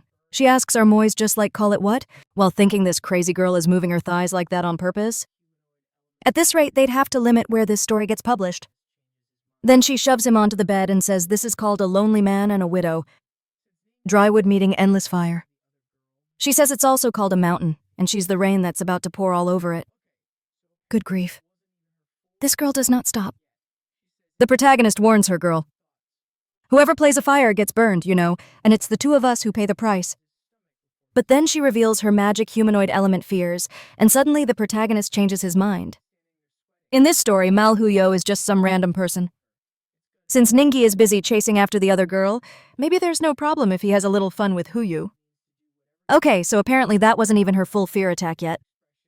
She says his head is full of weird thoughts. She thought he was just some innocent boy. She barely touches his stomach before he suddenly grabs her waist, flips her, and says, "Hey, you asked for it." The girl's already standing there sweating, asking if he's really sure if he wants to duel her. It's going to be intense. The protagonist says he doesn't care. He's going to show her what it means to do whatever he wants in this life. She puts on a fierce expression and says, "Fine then." She wants to see just how real those words are. Talk about this guy, everyone. After 22 chapters, he finally wins his first brutal fight. Kuyu asks what time it is, and he tells her she really isn't human. She totally wiped him out. She gets up and says, yes, she's a powerful fighter. And now it's time for them to get out of there and go to Zujian restaurant. Otherwise, everyone will start looking for them. The protagonist looks down at himself and thinks, damn, I'm supposed to meet the male lead of this story, but my legs are weak. My back hurts. I'm covered in scratches and bite marks. I'm a total mess. But she hears that too, and Croy warns him. And if he doesn't get up now, he's going to get beaten again tonight. What a rough life. At Zujian restaurant, the host welcomes everyone. And at the back of the room, there are two girls waiting. The blonde takes one look at our boy. She's tall and blushes a little, saying Lingu Hang's name. The protagonist, completely confused, thinks, what's with this girl looking at me like that? She's married. No way. If her husband suspects anything like we're having an affair, I'll never clear my name in this world. Of course, Kuyu hears all of this, and the girl already has a tear in her eye. On the right sit the protagonist's parents, and on the left is old Master Su. The parents of Huaning, the blonde, are there too, and even Horning herself wearing a black top to cover up a bit since she's built strong. The protagonist apologizes for being late, wondering why everyone's parents are here, including his and Horning's. His father tells him to stop being silly, stand up straight, and sit down already. Then someone nearby says not to be too hard on Ninghu, who steps forward. The male lead himself, Ningi, the protagonist, thinks, well, look who it is. The legend who's about to shake up this entire business world. Another thought he forgets everyone can hear. Ning Yai is the only survivor of the Ning family. 20 years ago, a huge fire destroyed everything they had. That's when someone from the Su family found him and made sure he would be betrothed to Huing. Ningi greets our boy, saying he's heard that Ling, who has taken good care of Miss Huining. Their connection is truly unmatched. It's just a shame they couldn't meet on the wedding day. Well, did he just take a jab at him? What was that? Oh no, this guy's asking for it. The protagonist was about to say, nah, it's all good, while remembering that technically this story is supposed to feature a protagonist who came from modern times, and now he has no clue if he's dealing with Ningi from the past or someone from the future. Then Ningi says, I know there's been a lot of speculation about my marriage to Huing. That's why I arranged this gathering of all the families, so there's no room for doubt. The protagonist thinks this guy's clever. He's here to test me to see if I still have feelings for Huing, and also to check if the Lingu family will oppose him. The problem is Ningi is about to become the strongest figure in the business world, and opposing him would be crazy. The protagonist lets out a laugh and says, what misunderstanding could there possibly be? That's impossible. You and Hu are the perfect couple. A talented man and a beautiful woman. I truly hope everything works out between you two. I apologize for not attending the banquet, but I had a stomachache. And really, who made the rule that childhood friends have to get married? Miss Sue and I share nothing but a pure and perfect friendship. Mimi says that a frightened man dies standing like a saying, meaning the guy is completely lost and doesn't understand a thing. The protagonist then asks if he's supposed to be some kind of clown. Suddenly, the two of them stare each other down, then agree it was all just a misunderstanding, smiling and confused at the same time. Haning doesn't get what's going on, while Kuyu says some things can't be spoken, only understood. Suddenly, Ningi grabs her boy's arm and pulls him aside, saying they need to have a little chat, that everyone should just enjoy themselves inside. Outside, Ningi explains that he never imagined any of this would happen. He was a Harvard student who got stabbed in the chest during a midnight robbery when he went out for food and died. The protagonist eats some grass and says, "Damn, that's one tragic story, huh? Mine's different. I agreed to go on a date with a girl I met online. Thought we grabbed some KFC, but instead I got killed halfway there with a signboard smashed over my head." Ming goes on. "Well, I came to this world and found out I'm some broke orphan living as the adopted son of the Sue family. What about you?" The protagonist says he's stuck with a villain system that keeps screwing him over. It's basically a curse. He just shows up to get beaten. But Ningi laughs and says, "No way." That's awesome. You're the villain, which means you know most of the story. That's like having your own tutorial. The protagonist replies, "It's not that great because all I know is that the entire Lingu family is doomed to die, and then I die too." The two of them fall silent for a moment, then the protagonist asks, "Hey Lingi, you're not planning on killing me, right? You're the big shot here." Ningi answers, "Nah, relax. You're the villain. You can give me valuable info and help me out." That's even better. The protagonist frowns and asks, "But what if we change the story too much? I'm supposed to be the villain." This is the story's main plot. Something else might show up to take its place. In his head, he's thinking, where the hell is that useless system? Nai then says, considering everything, maybe the real villain isn't you at all. Back inside the restaurant, Huing wants to know what they're talking about. Could she be the villain this time? She says she's going to find out. And when she steps out, she sees our boy sitting there and stares at him. Seeing his serious face, she already guesses what's happening. There's some kind of confrontation going on between the two. She suddenly grabs Ningu's shoulder and tells Lingu to just say whatever it is he wants. She might have agreed to the engagement in the past, but that's over. She's with Ningi now, so Lingu better stop bothering them. Ninji, puzzled, says, "Warning, I think you're misunderstanding. He doesn't have any feelings for you. It was just a casual chat between friends." The protagonist nods awkwardly, but she doesn't believe it. She says, "This is the first time they've seen each other, and they only talk for 10 minutes. How does that make us friends?" She accuses him of threatening Ningai somehow. But Ningi denies it, saying that makes no sense. The protagonist raises 3 fingers and says he can swear right here and now. He, Lingu Hang, childhood friend of Horning, has no impure thoughts about her. If he's lying, may live a terrible life and die an even worse death. But he's thinking to himself that he can make this oath with no problem. Once his mission is done, he's leaving this world anyway. Pointing still doesn't look fully convinced and asks if he's really being sincere. He says, yes, she can trust him. "I wish the absolute best for you two in this marriage. There's no way you could found a better man than Mingi.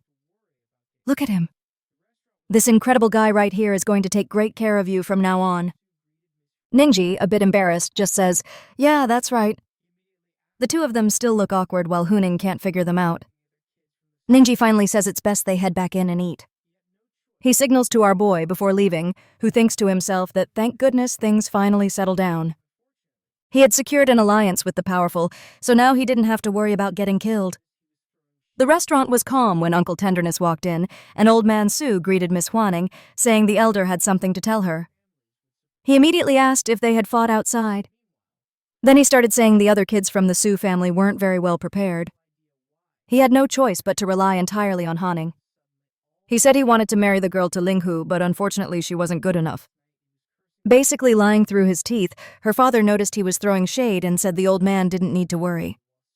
Huan was a smart woman who'd achieved great things, and their families would support each other no matter what. Meanwhile, Lubia was getting winks from the protagonist mother and had no idea why. The protagonist noticed that his dad was suddenly all buddy-buddy with Mr. Sue. Funny, since last night he was cursing the guy right after transmigrating. A bit later, Kuyu kept glancing at our boy, while Sue thanked everyone for the dinner, saying it was wonderful. Kipu started to leave, and just then Ning Yi told our boy to slow down. He said that in a few days, once he was free, they'd need to meet to decide their next steps. They were both staring toward where Kuyu was when she suddenly pulled the curtain aside and signaled for our boy to message her. He thought, "Girl, don't be so shameless.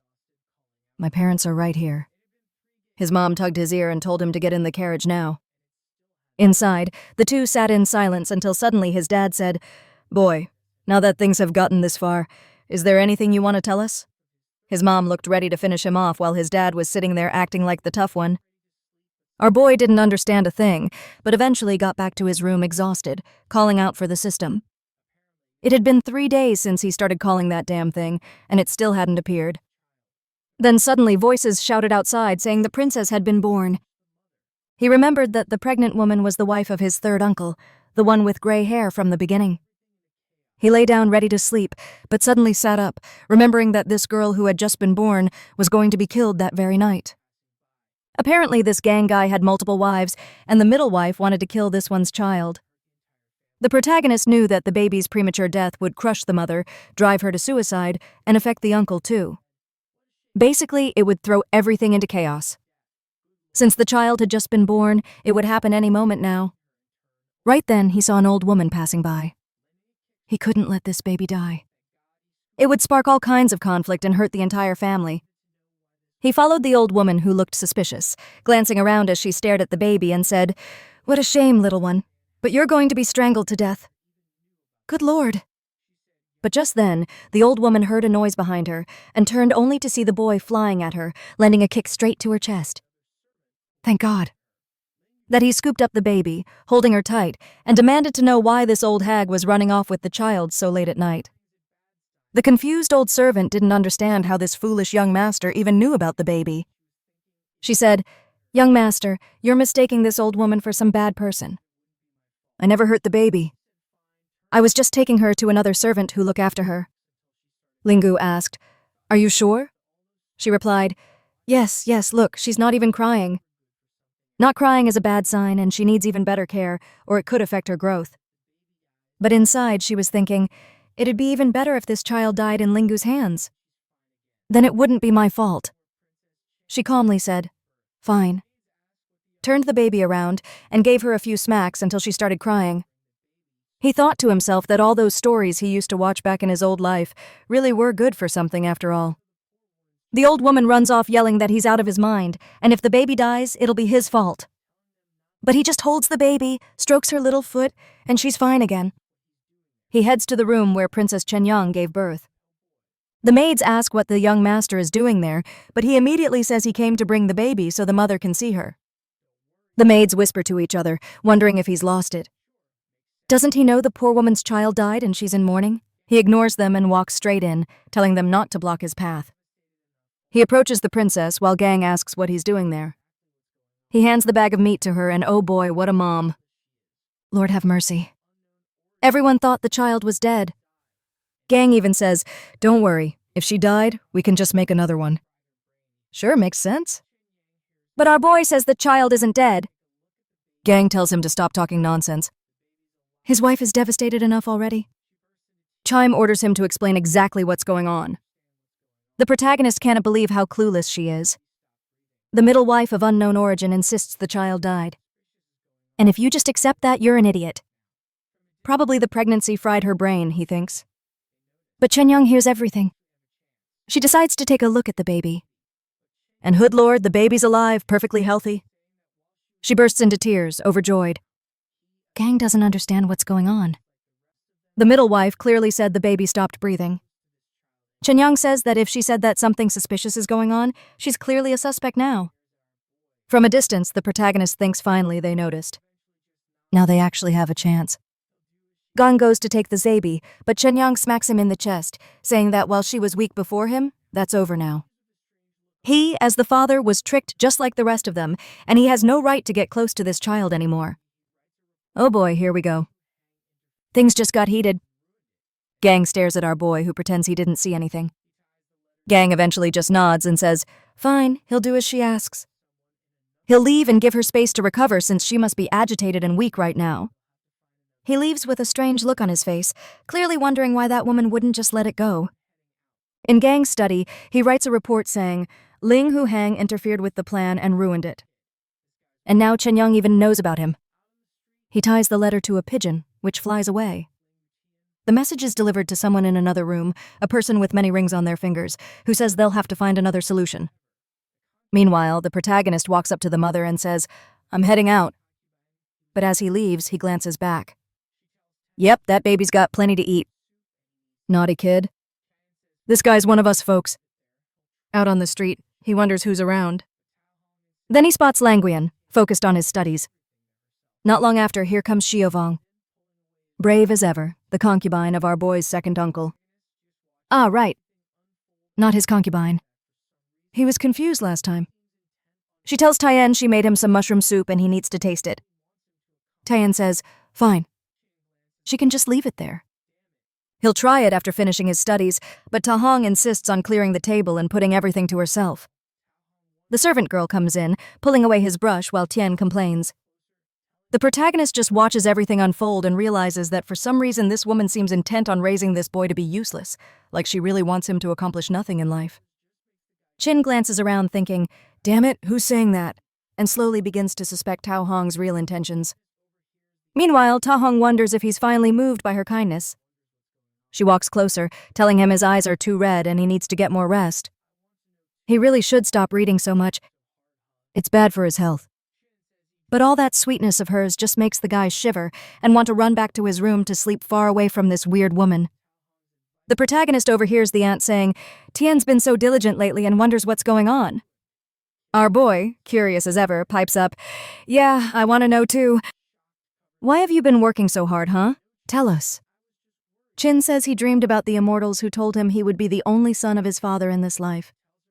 But because he listened to Tao Hong's advice, spent his days drinking, having fun, fooling around, he ended up ruined, killed. His family went bankrupt. Everyone died. The aunt, shocked, covers her face and says, "No, child. I was just worried about your health." Never that. Suddenly she turns, calls Chumlin, and tells her to pack everything up. They're leaving. Shin walks over and asks our boy what he thought. The protagonist congratulates him, saying, "The kid has really grown up, but we still can't figure out how this brat knows he's there." A few days later, the little system finally shows up. Our boy immediately says, "About time, man." You took forever. In the meantime, he has already introduced the idea of modern clothing and started opening his first businesses. Something's off here. Our protagonist tries to figure out who the real villain is since he hasn't done anything yet. But then, someone approaches from behind, calling him Young Master Hang. Oh boy, it's the strong one, the princess with the endless storage. He wants to know why Princess Qinyang is dressed like that.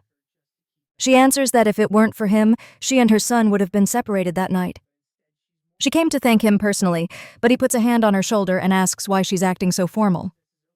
They're family, not strangers. And then he thinks to himself, this Princess Qinyang is probably one of the 3 most beautiful women in the country, maybe even number 1. My third uncle is an idiot for ignoring someone like her just to keep that other woman around. He expected her to be shocked at his thoughts, but instead, she's more interested in who this other woman is. The protagonist asks if the princess is okay because she's trembling. Qinyang finally realizes why the middle wife wanted to take her baby away. That bastard gang was planning to separate mother and child to force her into all this drama. The protagonist thinks about telling her everything, but hesitates. Man, my uncle is still working on that plan to cure her illness and kick her out of the family. If I say anything now, it'll break her heart. Of course, Qinyang starts crying. She says young Hang has been so kind to her and her child. She's not ungrateful. One day she'll repay him where she can. She turns to leave and he's left standing there wondering if he said something wrong. Why did she just walk out like that? Meanwhile, the commentants are all saying, this protagonist clearly wants to share a little milk time with the baby. But we're back at the Lingu mansion now, and the fierce one arrives. She calls Shokui and asks if she remembers what she told her that night. Shokui says yes. She'll keep an eye on that bastard gang, find out who that lady is that's hanging around him, and report back. Chin-young says she's heading to the palace, but something feels off.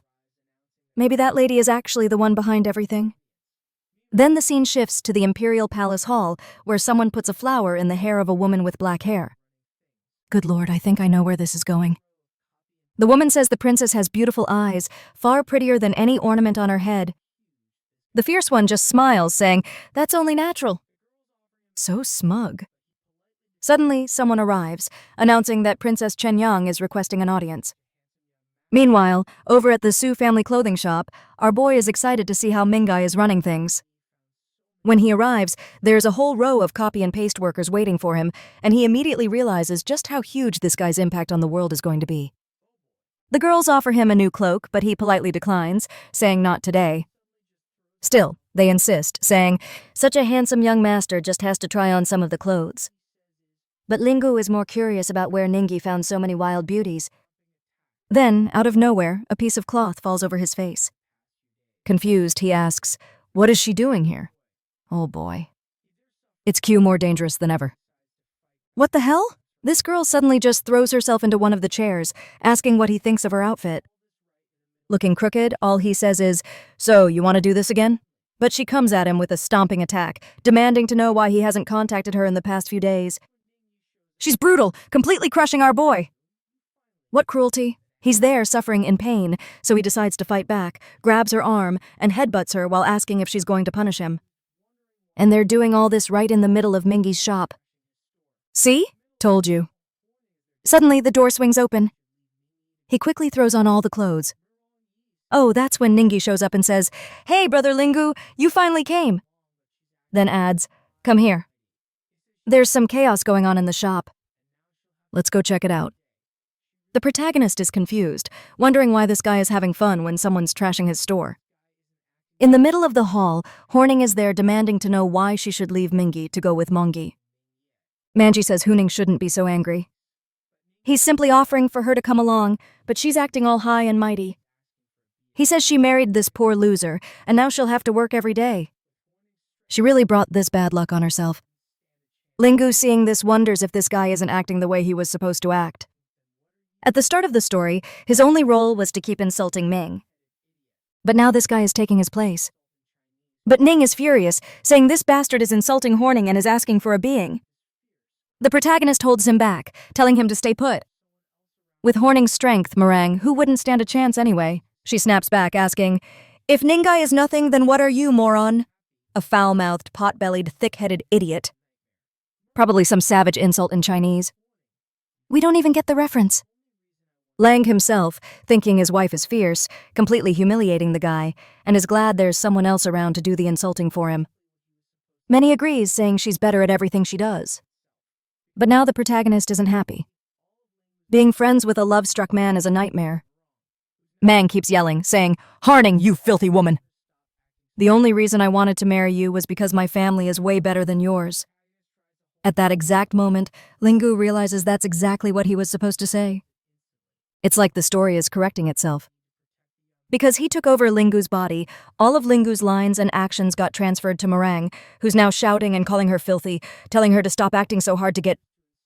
Ning loses it, charges forward. The protagonist tries to hold him back, but even so, Ningi grabs Mong's arm and snaps it instantly. The guards rush in, saying they need to protect the young master, but Meringue blocks them, demanding to know who dared to lay a hand on him. Ningji steps in front of Qing, asking how dares to insult his wife like that. Moran just leaves in the end. Thought he was going to do something, but nope. Only warning them to be ready. People nearby start whispering that Master Lingucha shot himself in the foot. Once again, another scene playing out exactly like the original story. So, the obvious happens since he's allied with Nimi, the villain now is, or maybe could be someone else. Just thinking about who the real villain might be and how many possibilities there are feels strange. Right then, Huyu bumps into him and he asks what she's doing there. She asks, "Hey, don't you think Mingai is kind of weird? This shop he opened is full of modern clothes and his fighting techniques look way too futuristic." The protagonist, a little awkward, asks, "You didn't notice anything else strange?" She replies, "Maybe, but what she's noticed is that this guy really protects his wife, unlike a certain someone." Lingu apologizes and says, "That's just how I am. Unfortunately, I don't know how to be a gentle guy, only a wild one." She snaps at him to stop with the dirty jokes and leaves, saying she's too tired to argue with him. But the protagonist starts thinking, even though Ningai is also a transmigrator from modern times, he's still a character from a book created by the author. He himself, on the other hand, came from outside the novel. He didn't exist here before. But Kuyo, she's different. Why did she transmigrate into this world? She must have some kind of purpose. At noon, our boy glances at the door, sees no one's around, grabs Kuyu, and drags her into the room. She says they look like criminals sneaking around while he tells her to stay quiet. Meanwhile, his mother is saying that her son is really capable. He's managed to get involved with the Mao family without even meaning help from the Su family. But then his father drops a huge plot twist. Apparently the Mao family, Kuyu's family, is a military family connected to a general who supports the second prince. Right now, though, the one holding power over the throne is the first prince. And if he finds out about this, it could cause trouble. Even the protagonist is stunned at this point. His mother says, "Relax, fool. The prince is benevolent. He'll understand."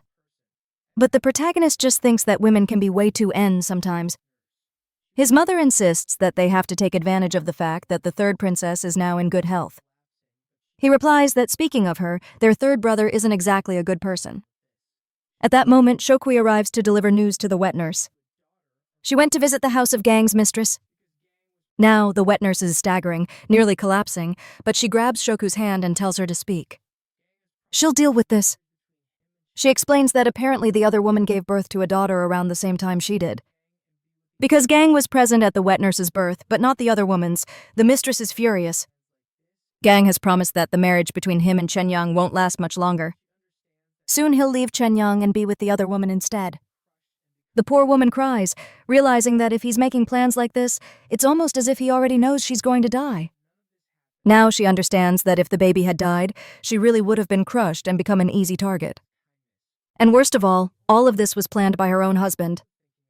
She also realizes that none of this happened because Lingu exposed all the gang's plans. She swears she'll remember his kindness. But she's not the only one. Tu is also thinking about showing some kindness. Today, though, she's mad. She says if he won't say anything, she's leaving. She's angry because she thought she was being called out for a heated midday duel, but instead she's just disappointed. This girl is a real firecracker. The protagonist then says, "I have something to ask you. Did you by any chance receive a special mission when you ended up in this novel?" She instantly says, "No." He finds that weird.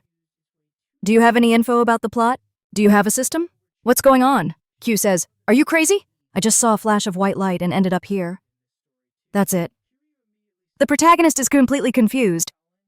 It's way too different from what happened to him. He wants to know where Chiran is. She was one of the female leads, so in theory, she should have appeared in this story too. Kiru immediately says she gets it now. He's stalling, but it looks like he just wanted to talk about another woman. He tells her to calm down, calls her crazy, and explains he just wants to talk about other characters to figure out what's going on. Kuyu says she's never met anyone in this world named Chiran, and suddenly stops. He asks what's wrong, and she explains that actually the crown princess has a biological sister named Shio Chuan. Cut to another mansion, and there she is. The fierce one asks if the boy's name is Lingu Hang. The maid says yes, and she smiles, saying she never expected it, but she really will be able to meet him again. Ski shift to the day of the celebration. Everyone is there congratulating the wet nurse for giving birth as such a healthy little boy. The protagonist's mother comes over. "Congratulations, princess. May many good visitors come to see you." Then she steps closer and asks the obvious question. Where's the father of this kid? Kenyang says she doesn't care about him. He can die or do whatever he wants. A little later, as everyone is talking about how the sun will be setting soon, the gang suddenly shows up all casual. "Hey everyone, I'm here. Let me sit next to my beloved wife and this daughter I obviously want in this world." Kenyon asks, "Why were you late and unprepared to be here on time?" Awkwardly, he says he was prepared. Even brought an incredible gift for his daughter. But she just glares at him and asks if he really thinks a piece of silver is more valuable than his presence at his daughter's side. Apparently this moment is supposed to decide the child's future. Gang replies that a future made of gold would be too much for a woman to give, so silver is the best option. She throws it to the ground, saying it's ridiculous. He doesn't think his daughter is worth gold. Everyone gasps, staring. Well, she just threw it on the ground. Gang panics. Woman, what are you doing? You're drawing attention to us. He says he'll buy another one, but she says it's meaningless. If he didn't buy gold in the first place, nothing else matters. She accuses him of probably buying gold for that other wife of his. Gang starts sweating. She stands and asks if he really thinks she doesn't know. Then she threatens him, warning him to keep the other woman and her child hidden because the royal family has ways of dealing with this. Gang stands up furious, asking how she dares threaten her own husband. She used to be so meek. Now she's going to get beaten. But from the doorway, they announce the arrival of the eldest princess. Gang freezes while the protagonist spits out his drink. Outside, soldiers are lined up, clearing the way. The fierce one walks in and the protagonist already knows. This is the troublemaker who shares the same name. When he opens his eyes, there she is. No more suspense. She waves playfully at him and everyone starts whispering. Wait, the princess knows Lingu? Since when are they so close? What's going on? The protagonist is fuming, pacing back and forth. Xuan is here. Kuyu is here. Any minute now that bastard Bikuan is probably going to show up too. He goes to Kuyu and asks, "Do you know Ambituan in this world?" She says, "No." Then Chuan presents a jade ring as a gift for the baby. Shenyang says, "It's too precious." There's no need. Chuan replies that it's to wish the child a bright future. Everyone starts talking amazed. Wow, the little girl is being blessed by the great princess. Her future is really bright. Gang slams the door and storms out, shouting that his Dan wife is making him look like a fool in front of everyone. He sends out a bird while swearing, "My beautiful daughter, when you grow up, everything they've stolen from you, I'll give it all back." If that bird made it, it was supposed to warn the other woman, but the bird gets shot down. Damn. Shui grabs the message. She runs straight to Chenyang, telling her that Gang was trying to contact the second prince. Meanwhile, Sharan is glowing and all the simps are gathered around her. Everyone's saying, "Princess, you never come out in public, but you're amazing." The protagonist stands nearby, thinking, this is unbelievable. Charan was really here. Actually, this world's princess. Now it makes sense. That's why his system hasn't been showing up. It must know it's caused complete chaos and that this story is a total mess. Even though the Lingu family won't be destroyed by the Su family anymore, their fate is still doomed. They'll end up destroyed anyway by their own incompetence. That's because they'll ally with the crown prince, who's going to get completely wiped out by the second prince, dragging the entire family down with him. The eldest princess is one of the crown prince's supporters, and now the protagonist doesn't even want to get close to her. Eldest princess equals crown prince. Crown prince equals everyone starving and his family collapsing. And then, oh, they changed the speech bubbles. Everyone hears his thoughts. The whole room is shocked. The protagonist just sits there thinking, what do I do? I don't want to die. How am I supposed to stop this? Maybe if lightning struck the second prince's head, that would be the best solution. But no, that'd be absurd. What about starting a rebellion? They just need to make sure the second prince dies first, then nobody would harm the Lingu family. Wait, everyone must be hearing this. Yuna's parents are staring at him. They're asking, "Lingo boy, what the hell are you thinking?" He just covers his face and mutters, "If the second prince dies, everything's solved. Better than starting a rebellion." His parents exchange looks. Our son's gone crazy. Later that night, everyone waves goodbye to the princess as she leaves in her carriage. While our boy heads to his room, thinking that tomorrow he'll figure out how to deal with all of this. But when he lifts the pillow, look who's waiting for him. It's the fierce one. He blurts out, "You crazy woman! Weren't you supposed to be in the carriage?" She says, "Yes, but I just slipped out, climbed the wall, and here I am." Lingu is getting suspicious now.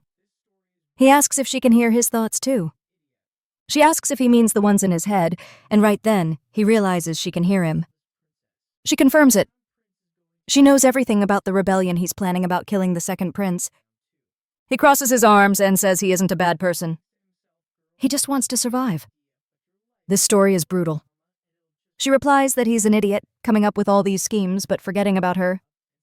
Right now, she's the eldest princess. If the crown prince is going to be destroyed by the second, obviously, she'll be dragged down too. So why not join forces? Liu thinks to himself, girl, I know that's a good idea, but your life is full of drama, and it'll just bring disaster my way. But of course she hears that, stands up, and says he can think whatever he wants. She offered casually, but he better not forget that she's the eldest princess. If she speaks to the emperor, she could force a marriage anytime she wants. Our boy is crushed under that truth. Throws the bottle aside and tells her to think twice about this. They should step back and look at this situation logically. First off, their relationship is just that of characters in a story. They don't even really know each other. So why is she talking about marriage? Besides, they don't have to get married. They could just be friends. But suddenly something falls into his hand. Sharan was crying. He's completely confused. Why are you crying? Stop crying. I was just kidding. Actually, yeah, we really could help each other out, right? That would be amazing. And it's not like I don't want to marry you because of you. It's just that you're ranked higher than my uncles. It would be weird for me to marry someone above them. The whole family hierarchy would get messy. They keep trying to come up with excuse after excuse, but Churan just says it's fine. He can do whatever he wants. She's leaving and will tell her father that he plans to rebolt and kill the second prince. Tomorrow, the entire Lingu family, including him, will be executed. She might not have hard evidence, but her father loves and trusts her, so she's sure his family won't be spared. Her tears are because she was heartbroken knowing everyone here was about to die. The protagonist just stands there lost. Then suddenly he grabs her and says he's changed his mind. Marriage sounds amazing. He's a young man full of energy, so why not get married right now? And she, full of energy herself, grabs him by the waist and says he needs more motivation. Inside, the protagonist thinks, John, you can hear me, right? I don't even know what to say out loud, so I'll just think what's in my heart and let you hear it. I already belong to Ku. And in this world, she's the granddaughter of General Mao Shan. I remember way before I met you. I already have a relationship with her, and yeah, we've already done that, so maybe we should keep a bit of distance. Sharan slaps him across the face. Our boy is almost crying. She shouts, You bastard! Do you think this is some kind of reward? This is a punishment. You don't get a choice. What the hell? The protagonist is being thrown to the wolves. He stammers, asking what she means by punishment. Charan says, Don't forget the Mao family is connected to the second prince. That makes you a traitor too. And that's why you gotta be punished. Damn, this girl is ruthless. Look at this, people. It's gone full Dragon Ball Z mode now. Fights and Dragon Balls on the line. This poor guy. Good luck surviving this. She pulls him into a spider-like hold. He's trapped. No way out. And then she says he's not even fast or strong enough to handle her. Wow. Humiliating him in the middle of the fight. Are you going to just take that protagonist? This is insane. It's like the fight with Frieza took countless chapters and action scenes. And now we're already on the next day. Our protagonist, being an honest guy, even picked up her armor afterward and returned it to her. She thanks him, saying that if she'd known he'd be this obedient after a fight, she would have fought him sooner. She leaves the room, saying there's no need to escort her, he's already served his purpose. Our poor boy, all beaten up, just thanks her for the company. She starts walking away, but turns back and tells him to get ready. What they didn't win before must be won now, and she'll be waiting patiently for him to marry her. And the worst part, when she jumped over the wall last night, the entire family happened to be standing on the bridge for some random reason and saw everything. His father already suspects something big is coming. Meanwhile, his mother is losing it. Why did the princess come out of my son's room? The father wonders, could it be those mysterious words everyone heard that caused this? The aunt agrees, and now everyone is looking at each other, asking if they heard it too. Did you hear it too? The mother relaxes a bit, saying, Thank goodness. I thought I'd gone crazy. I was hearing his voice without him even opening his mouth. That's when the father says he noticed something strange. When their third brother gang is nearby, he doesn't react to Lingu's thoughts. It's like he can't hear them at all. The father then pauses to think. Young Lingu really is a good kid. Every thought he has is about helping the Lingu family. They just have to remember what happened when that whole incident with Mingi went down. Instead of getting upset and accusing Mingi of stealing his childhood fiancé, he simply accepted it and even supported him. That way, the Lingu family managed to avoid a huge disaster. On the other hand, the third brother is still ambitious and keeps scheming to bring the family down. Maybe the ones who don't want what's best for the Lingu family are the very people who can't hear his thoughts. Damn. Everyone in this world is getting way too sharp, smarter by the minute. Shag agrees that it makes sense, but says they'll need to test it first. Now they're fully determined to do it. Meanwhile, somewhere else, a messenger bird arrives, and someone discovers that the eldest princess stayed at the Linghu mansion and that she knows Lingu Hang. Could it be Bixuan? Right then, the door opens and it's the second prince, Xiao Chang'ans.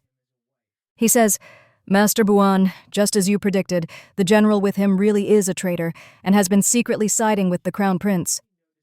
Thank you for warning me. Here comes this bastard again." Buanan replies, "I'm just a humble servant and don't deserve the credit. The fact that the second prince chose me proves how decisive and intelligent he is." The prince sits and tells him not to worry. When he takes control of the empire, Chuan will be given to him as a wife. And on top of that, he'll allow him to keep Kuyu as a concubine, the granddaughter of the general. Looks like Chang's already noticed Bixuan has his eye on them both. The fool drops to his knees, thanking him. Good grief. This guy really works hard for women. Bixuan, though, is thinking, this prince is an idiot, just another pawn in my game. Buanan was sent to this world. How could I ever stay beneath anyone? I want the woman. I want the world. And I'm going to make it all mine. Next chapter, both of the protagonist and Buan receive the imperial decree. By order of the emperor, he hasn't even started reading. And the protagonist Ori panicking while Buan is raging inside. Obviously, now everyone knows about Churin's engagement to our boy. Chang'ans, the second prince, is confused, saying, "It makes no sense. How could the princess just suddenly get engaged like this? The Lingu family are just merchants, and Lingu Hang is just one of their descendants, not anyone special." Buan, though, already knows the name and says that bastard must have done some trick. Could it be that Lingu Hang's soul is the same as Lingu's from the other world? Now it makes sense. He puts his hand to his head, saying that this guy is a curse following him. The prince is sitting there trying to figure out what this lunatic is talking about. Then he says, "Bixuan, relax. We have plenty of time before the wedding date, right? Tell me. What do you suggest?" Buan explains in a few days we'll host a flower viewing banquet. All the ministers will be there with their families. If we pull some strings and make Lingu humiliated and disgraced, that marriage will definitely be called off. Bruin sits down thanking His Highness. And honestly, even though transgraded, he's letting himself get played by the second prince. Completely pathetic, he deserves every bit of humiliation coming his way. Meanwhile, Kungu is speeding through the halls while people tell her not to enter without permission. Han goes out to meet her and asks what she's doing there. Fuku storms in saying, "Your Highness, you're acting way too much like a concubine this early in the game." Chuan instantly realizes that this girl must be here for Lingu. Fuyu says they'll just have to see who he really chooses. Meanwhile, back at the protagonist's house, a father is asking, "Where's the princess? Why hasn't she arrived?" Someone informs him that she and the girl from the Mao family met up and are both on their way to see Lingu. And now the whole family is in shock. Cut to our boy completely lost with both girls in his ear asking him who he's going to choose. Oh boy, the fight is intense. Chiran strikes first, saying, "Kuyu, don't forget that your family is loyal to the second prince, and you want to be with someone from the Lingu family." There's no way they'll agree to that. But Kuyu fires back, "My grandfather loves me more than anything in the world. I can choose whoever I want to be with, and he'll agree instantly." Chiran grabs a protagonist and says that even so, Kuyu's family is second-ass. She is the daughter of the great prince, and now that she has a guaranteed marriage, how could Kuyu possibly compete with that? Kuyu pulls back and warns her to be careful because her grandfather commands 500,000 heavy cavalry, way better than any marriage arrangement. This was about to turn into an all-out war. The protagonist is right in the middle of all this, completely overwhelmed. Then he suddenly seems to get an idea. He asks, "Wait, how many troops did you just say?" She hesitates and says, 500,000? He starts doing the math in his head and says, "If that's the case, then I have to ask, why don't you just become the emperors of this place?" At that moment, he finally understands why the second prince can even compete with the first. Kuyu says he's finally realizing how powerful the Mao family is. That's exactly why she can stand against Churan. But Churan just mocks her, saying that in every story, Kuyo is always the girl with the lower status. In the last story too, she was already connected to Lingu. But in this one, Churan has the marriage guarantee, making her the one in control. Who says that doesn't matter because she's the one who's had intimate contact with him, unlike Churan? But the fierce princess winks and asks if she's sure about that. The two of them are practically butting heads now while the protagonist tries to slip away, only to get metaphorically shot with an arrow as they both demand an explanation. He shouts, "It was both of you who forcefully took my purity." Kuyu then grabs him and says, "Don't worry. With 500,000 troops, this marriage can be cancelled and nothing will happen." Shan says she's going too far. Right then, the imperial decree arrives for both of them. The protagonist thinks, thank goodness, something to distract them. At least I'm safe for now, but it turns out to be the official invitation for the flower viewing banquet that the second prince had mentioned. 2 days later, they arrive at the event. As soon as the protagonist steps out of the carriage, his system finally shows up with a flood of notifications. He gets excited. He's missed his little buddy, but the system is blasting him with serious warnings saying there's an error. Something is wrong. Suddenly, he's hit with a splitting headache, convulses, and drops to the ground like a rock. Sometime later, he wakes up in a daze lying in a bed. Sharon tells him he passed out for half an hour. He has no idea what happened or where he is. She says this is her room.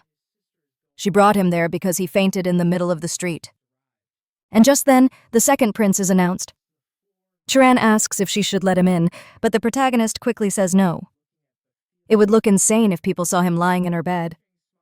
But before they can do anything, the man himself walks in, asking where his sister is going and why she's trying to send him away when he just arrived. Meanwhile, Buan collapses to the floor, greeting the princess. The protagonist still doesn't realize who he's looking at, but feels that he looks strangely familiar. Cheng smiles and says, so this is why my sister's been acting so secretive? It's because you're here. Then he glances to the side. Hey, Master Buin, why are you kneeling there? Get up. You're fine. Buan thanks him while staring straight at Lingu. And at that moment, Lingu finally realizes who he is. In the very next second, he's wondering why this damn Bixuan transmigrated too. All three of the troublemakers from the other story ended up here with him. All because of a system error. And the worst part? The story he's in right now is completely messed up. He doesn't even know if he'll be resurrected if he dies this time. He also notices that even Churin seems a little unsettled.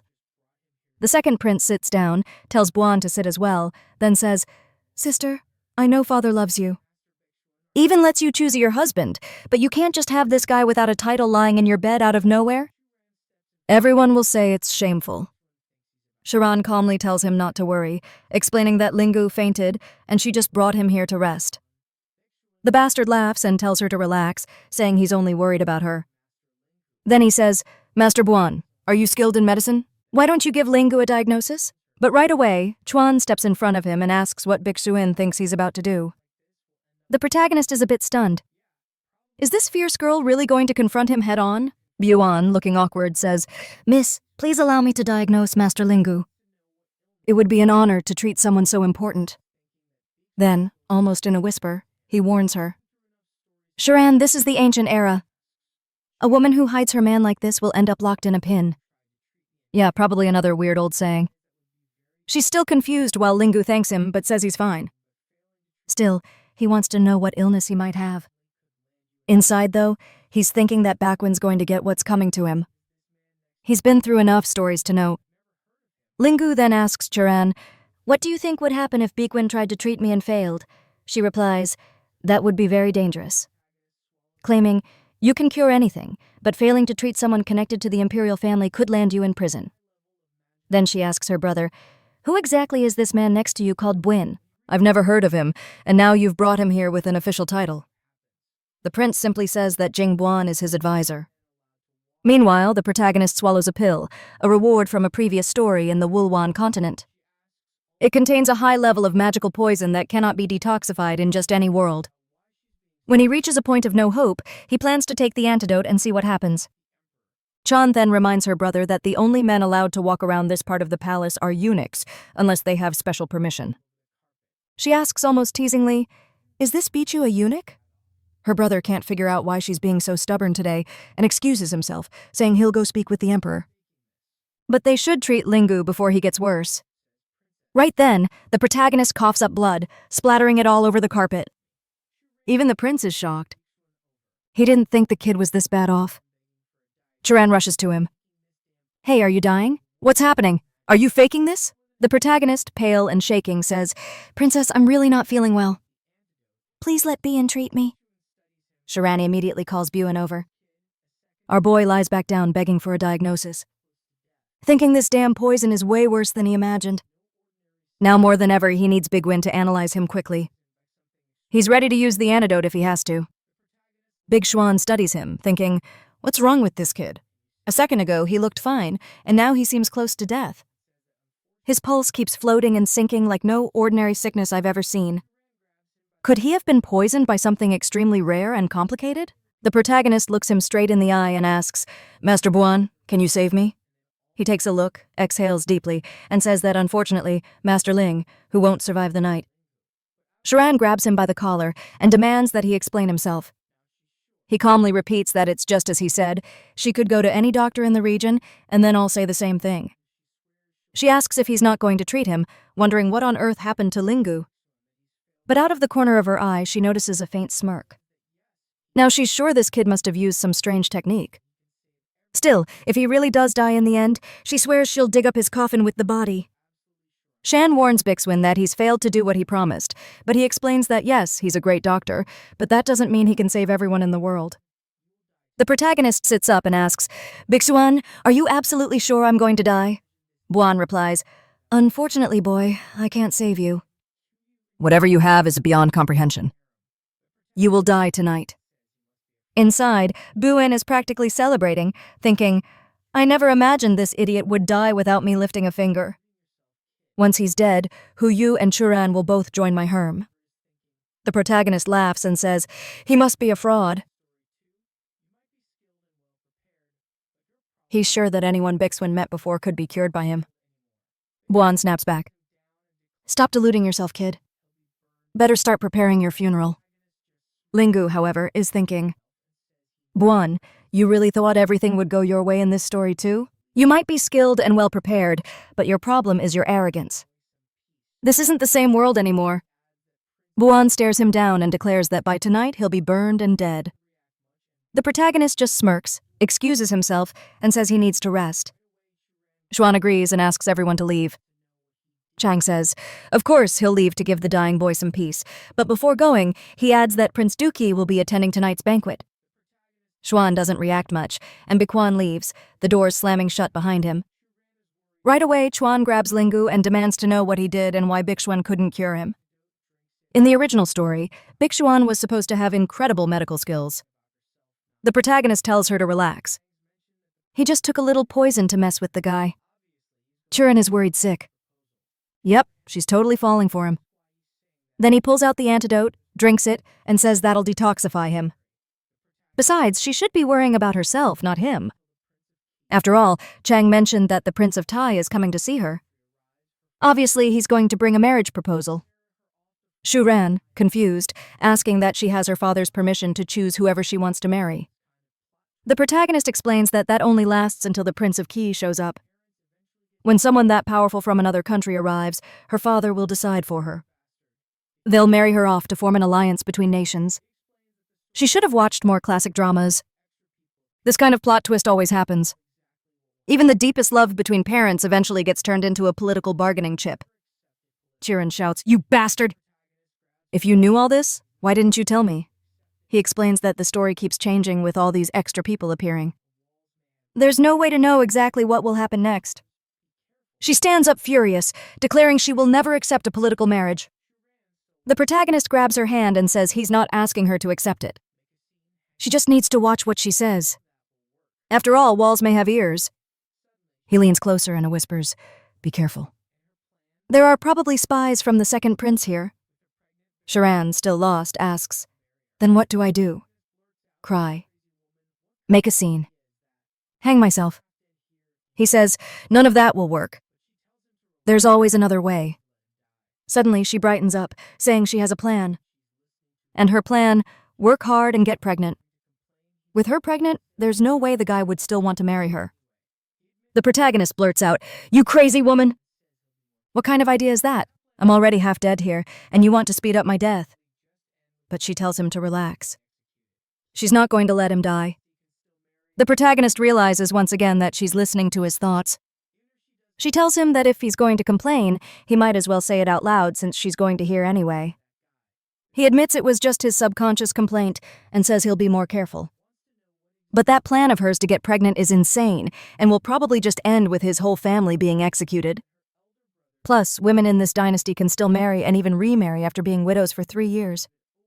Even if she does get pregnant, they'll just make sure she never gives birth. And in the end, she'll still have to marry that guy. The big princess, who's only growing more imposing by the day, wants to know what exactly they're going to do then. It took me 5 reads to process this, but he explains that her elder brother is crazy about her. If he takes the throne, there's no way he'd let her be handed over to another country. And Bixua may be serving the second prince for now, but there's no way he'll stay in that position. He wants to build his own harem. And then there's Ninji, who is technically supposed to be the transmigrator of this novel, which means this whole thing is a complete mess.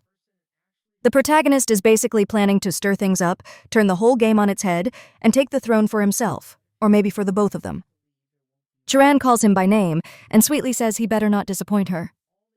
The protagonist remembers that Chiran likes strong men, which might explain why she fell for Bexwin in the other story. Maybe she really is the same person and actually fell for him again. One thing he's sure of, as long as he's in this story, he won't let her down. But if he's eventually forced to leave, there won't be much he can do about it. He still doesn't fully get her plan, but all they can do is see how things play out. The poison is gone, and he says it's time to grab some drinks. If anyone asks, they'll just say she healed him.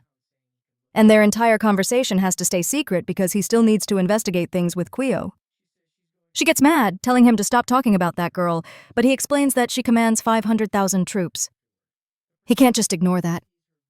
She makes him swear he's doing this for the troops and not for her personally. The protagonist is a little lost and she throws him down, saying he can look at her, just not right now. Man, she completely ruined his plans. She says she's going to drain him of every last bit of strength, so he won't have the will to do anything with her afterward. The protagonist just sees her villainous grin and thinks to himself that this woman is way too much to handle. Meanwhile, across the city, someone asks, "Master Buan, is it true that Lingu is really sick?" Buan says, "Yes, you can believe it." But then he hesitates for a moment because that kid, even while sick, looked way too confident. Could he have misdiagnosed him, or is there something more going on? He turns to the prince and says, "I don't know. I feel like something's wrong. Lingu is extremely cunning. This has to be a gamble. He must have some plan." Changjins laughs and asks, "So what are you going to do about it?" Buan replies that even if Lingu says he's going to survive, he'll personally make sure the boy is dead within 3 days. Chang asks what exactly he means by that. And Buan says just that, the trash needs to be killed. Changzi laughs again and says, "Fine, have it your way." Good luck with that. But there was a little servant nearby who heard every word. After our boy has all of his strength drained by the demon princess, she tells him not to pretend he doesn't know her now. Not after everything that just happened. He snaps back that she should stop throwing the blame on him. She's the one who started all of this. She already knows by now that he's not the same Lingu from the other story who used to like her. But this fierce girl doesn't stop. She says that no matter the dimension, he's still going to belong to her. The protagonist replies, "Fine then. If you want to try to win me over, good luck, but I'm not going to be anyone's dog." She says he can talk tough all he wants, but she knows he finds her attractive. She's heard him think it countless times in the previous life. He tells her to stop listening to his thoughts, but she just taps him under the chin and tells him to think carefully. He better stop resisting so much. She knows exactly how interested he really is. The protagonist brushes her hand away and says that his strongest point isn't his mind or his words. That's why it's better for her to stay quiet. He's about to help take care of his whole Prince of K situation. Meanwhile, that servant who overheard everything is talking with the Emperor. The Emperor glances to the side and sees Chen's, who calls over his brother Huang and offers him a drink. Huang says it's good to see he arrived so early, and they take a sip together. Changjins then asks, "Brother, what do you think about Chuan's boyfriend?" Guang frowns and says that his sister would never act like that. Where did he even hear such a rumor? Chang says he's fallen behind on the gossip. Everybody knows. Apparently the boy's name is Lingu something, and their sister even let him sleep in her bed. Huang doesn't look pleased while he's hearing this. Shen adds, "Hey, don't give me that look." Maybe he's not her husband, just a lover. Who knows? She's not a child anymore. The emperor then tells him to just say what he came here for. Changjins finally reveals that their father is planning to give Chuan's hand to the Prince of Kai, which would weaken them within the family. Huang isn't sure if he's being threatened or what Cheng is trying to say, but Cheng just says he would never threaten him. He's just warning his dear brother, who knows what unfortunate things might suddenly happen to him otherwise. Huang clenches his fists, gets up like he's about to storm out to see Chuan, but then suddenly sits back down. Cheng smirks. The emperor just looks confused, wondering if Huang really isn't going to do anything. Then he says that whether she marries the Prince of Chu or not is still unknown. So for now, no have to worry about it. Chang says that's fine then. He'll tolerate it and doesn't really care. He heads back to his room, saying he's going to enjoy the view here since it's so comfortable. But as he leaves, it's clear the emperor isn't calm at all. He can't believe Lingu is actually his sister's lover, and even worse, he can't understand how he never knew about it. Meanwhile, the protagonist is thinking, man, the second prince left, and now the other one is staring right at me. I really hope no new storm of trouble is coming my way. It's already hard enough staying alive in this world. He calls for the system, looking for some guidance or support. Anything, but nothing happens. The protagonist can't believe that the only weapon he has left against the true protagonist is money. Then it clicks. Ningyi was supposed to be the protagonist, but now he's his friend. And the new enemy is Buin, who according to Lingu isn't that smart? Damn, he's roasting Buin hard. Apparently, he's decided that since he didn't deal with him in the previous life, they'll have to finish the job in this one. He's deep in thought when the gorgeous one shows up, asking why he's just standing there like that. He's confused and asks why she's here. She reminds him that he should know by now how many troops she has.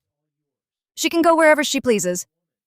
She gets close and asks what woman's perfume he's wearing, and he just says straight up, it's Churin's.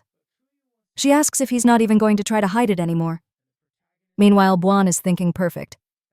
Miss Mao has finally realized that this Lingu is a shameless bastard. He's already imagining himself saying, "Girl, my heart is all yours. I don't care about any other woman." Then in his mind, "God, you're so beautiful, Buin.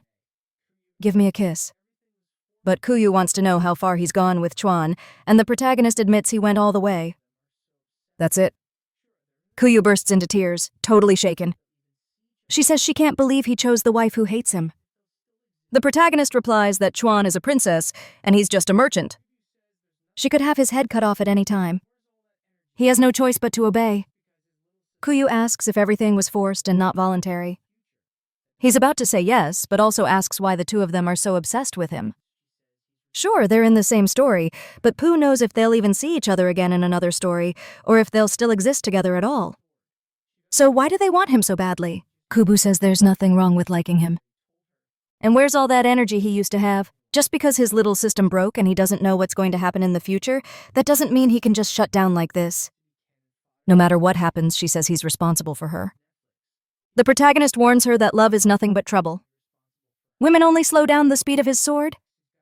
She doesn't really get what he means, but he just hands her a cup and says that he's already told her he won't take responsibility for anyone in this world.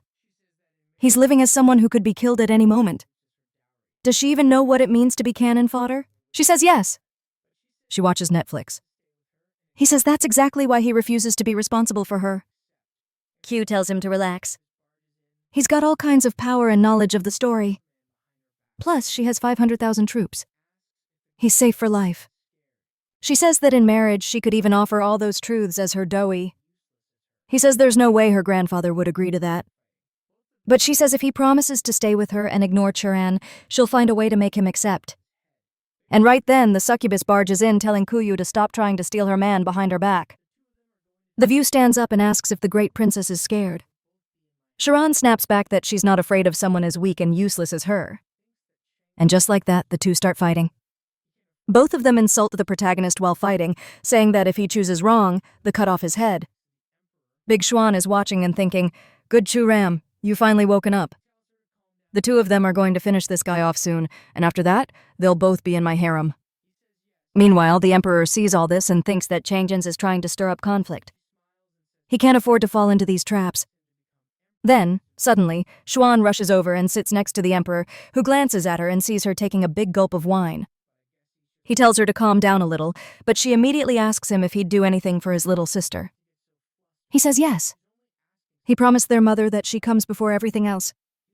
She smiles and says, "Perfect." Then she asks him to become emperor as soon as possible. He agrees at first, but suddenly freezes. I thought he was already the emperor, but I guess he's just first in line for the throne. Before he can recover, Churan tells him not to get so flustered. She's only asking something simple. Why doesn't he want to do it? He looks over his shoulder and is just glad their father isn't here to hear this, saying, "Have you forgotten father is the one on the throne? You can't say things like that." But Yuran replies, "Father wants to marry me off to some man from a foreign country and separate us.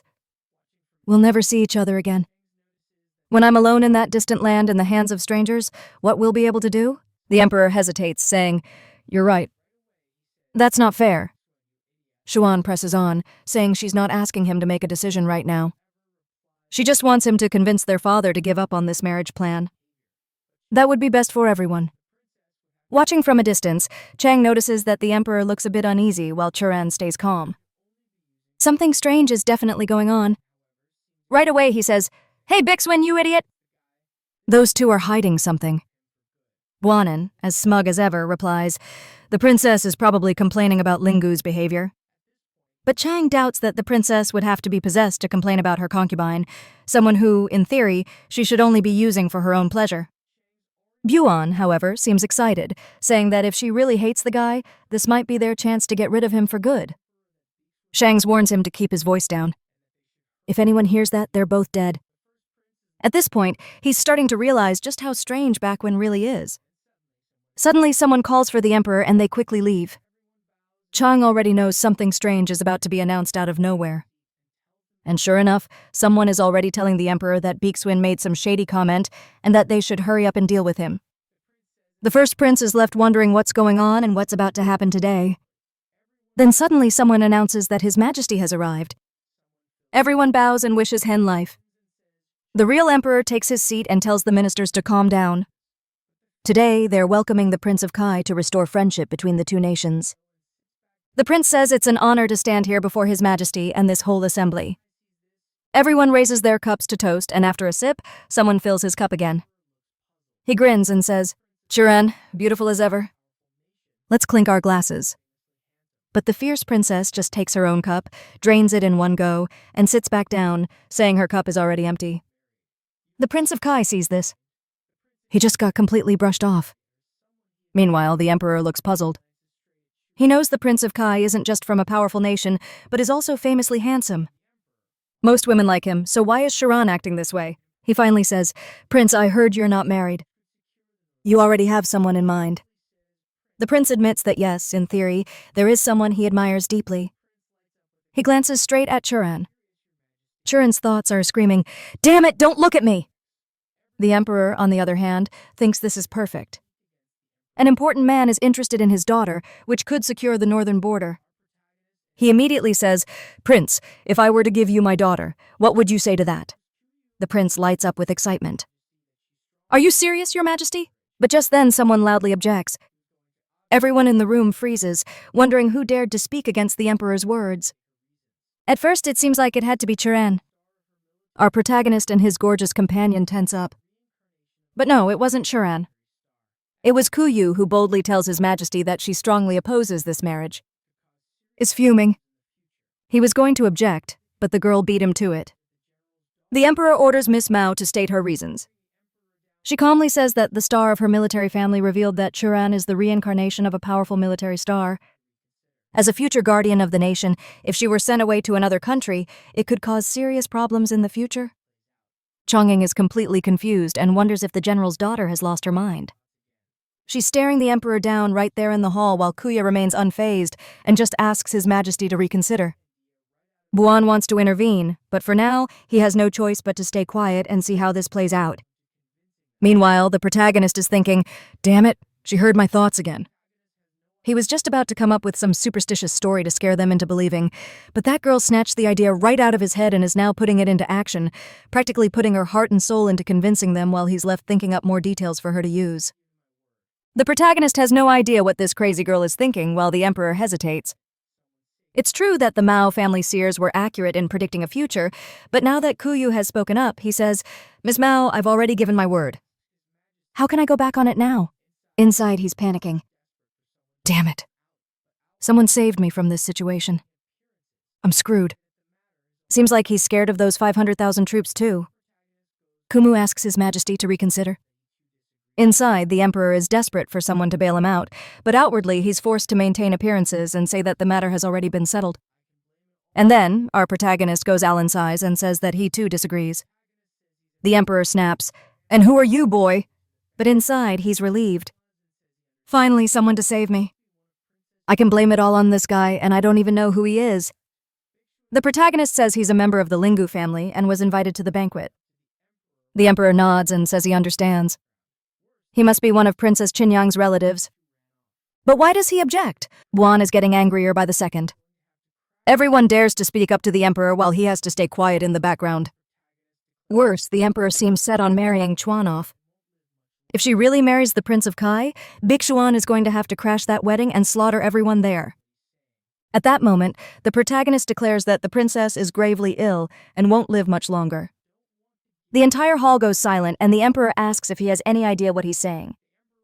The Prince of Chai immediately asks, "Your Majesty, could it be that you simply don't want to give her to me and you're staging this whole thing as a trick?"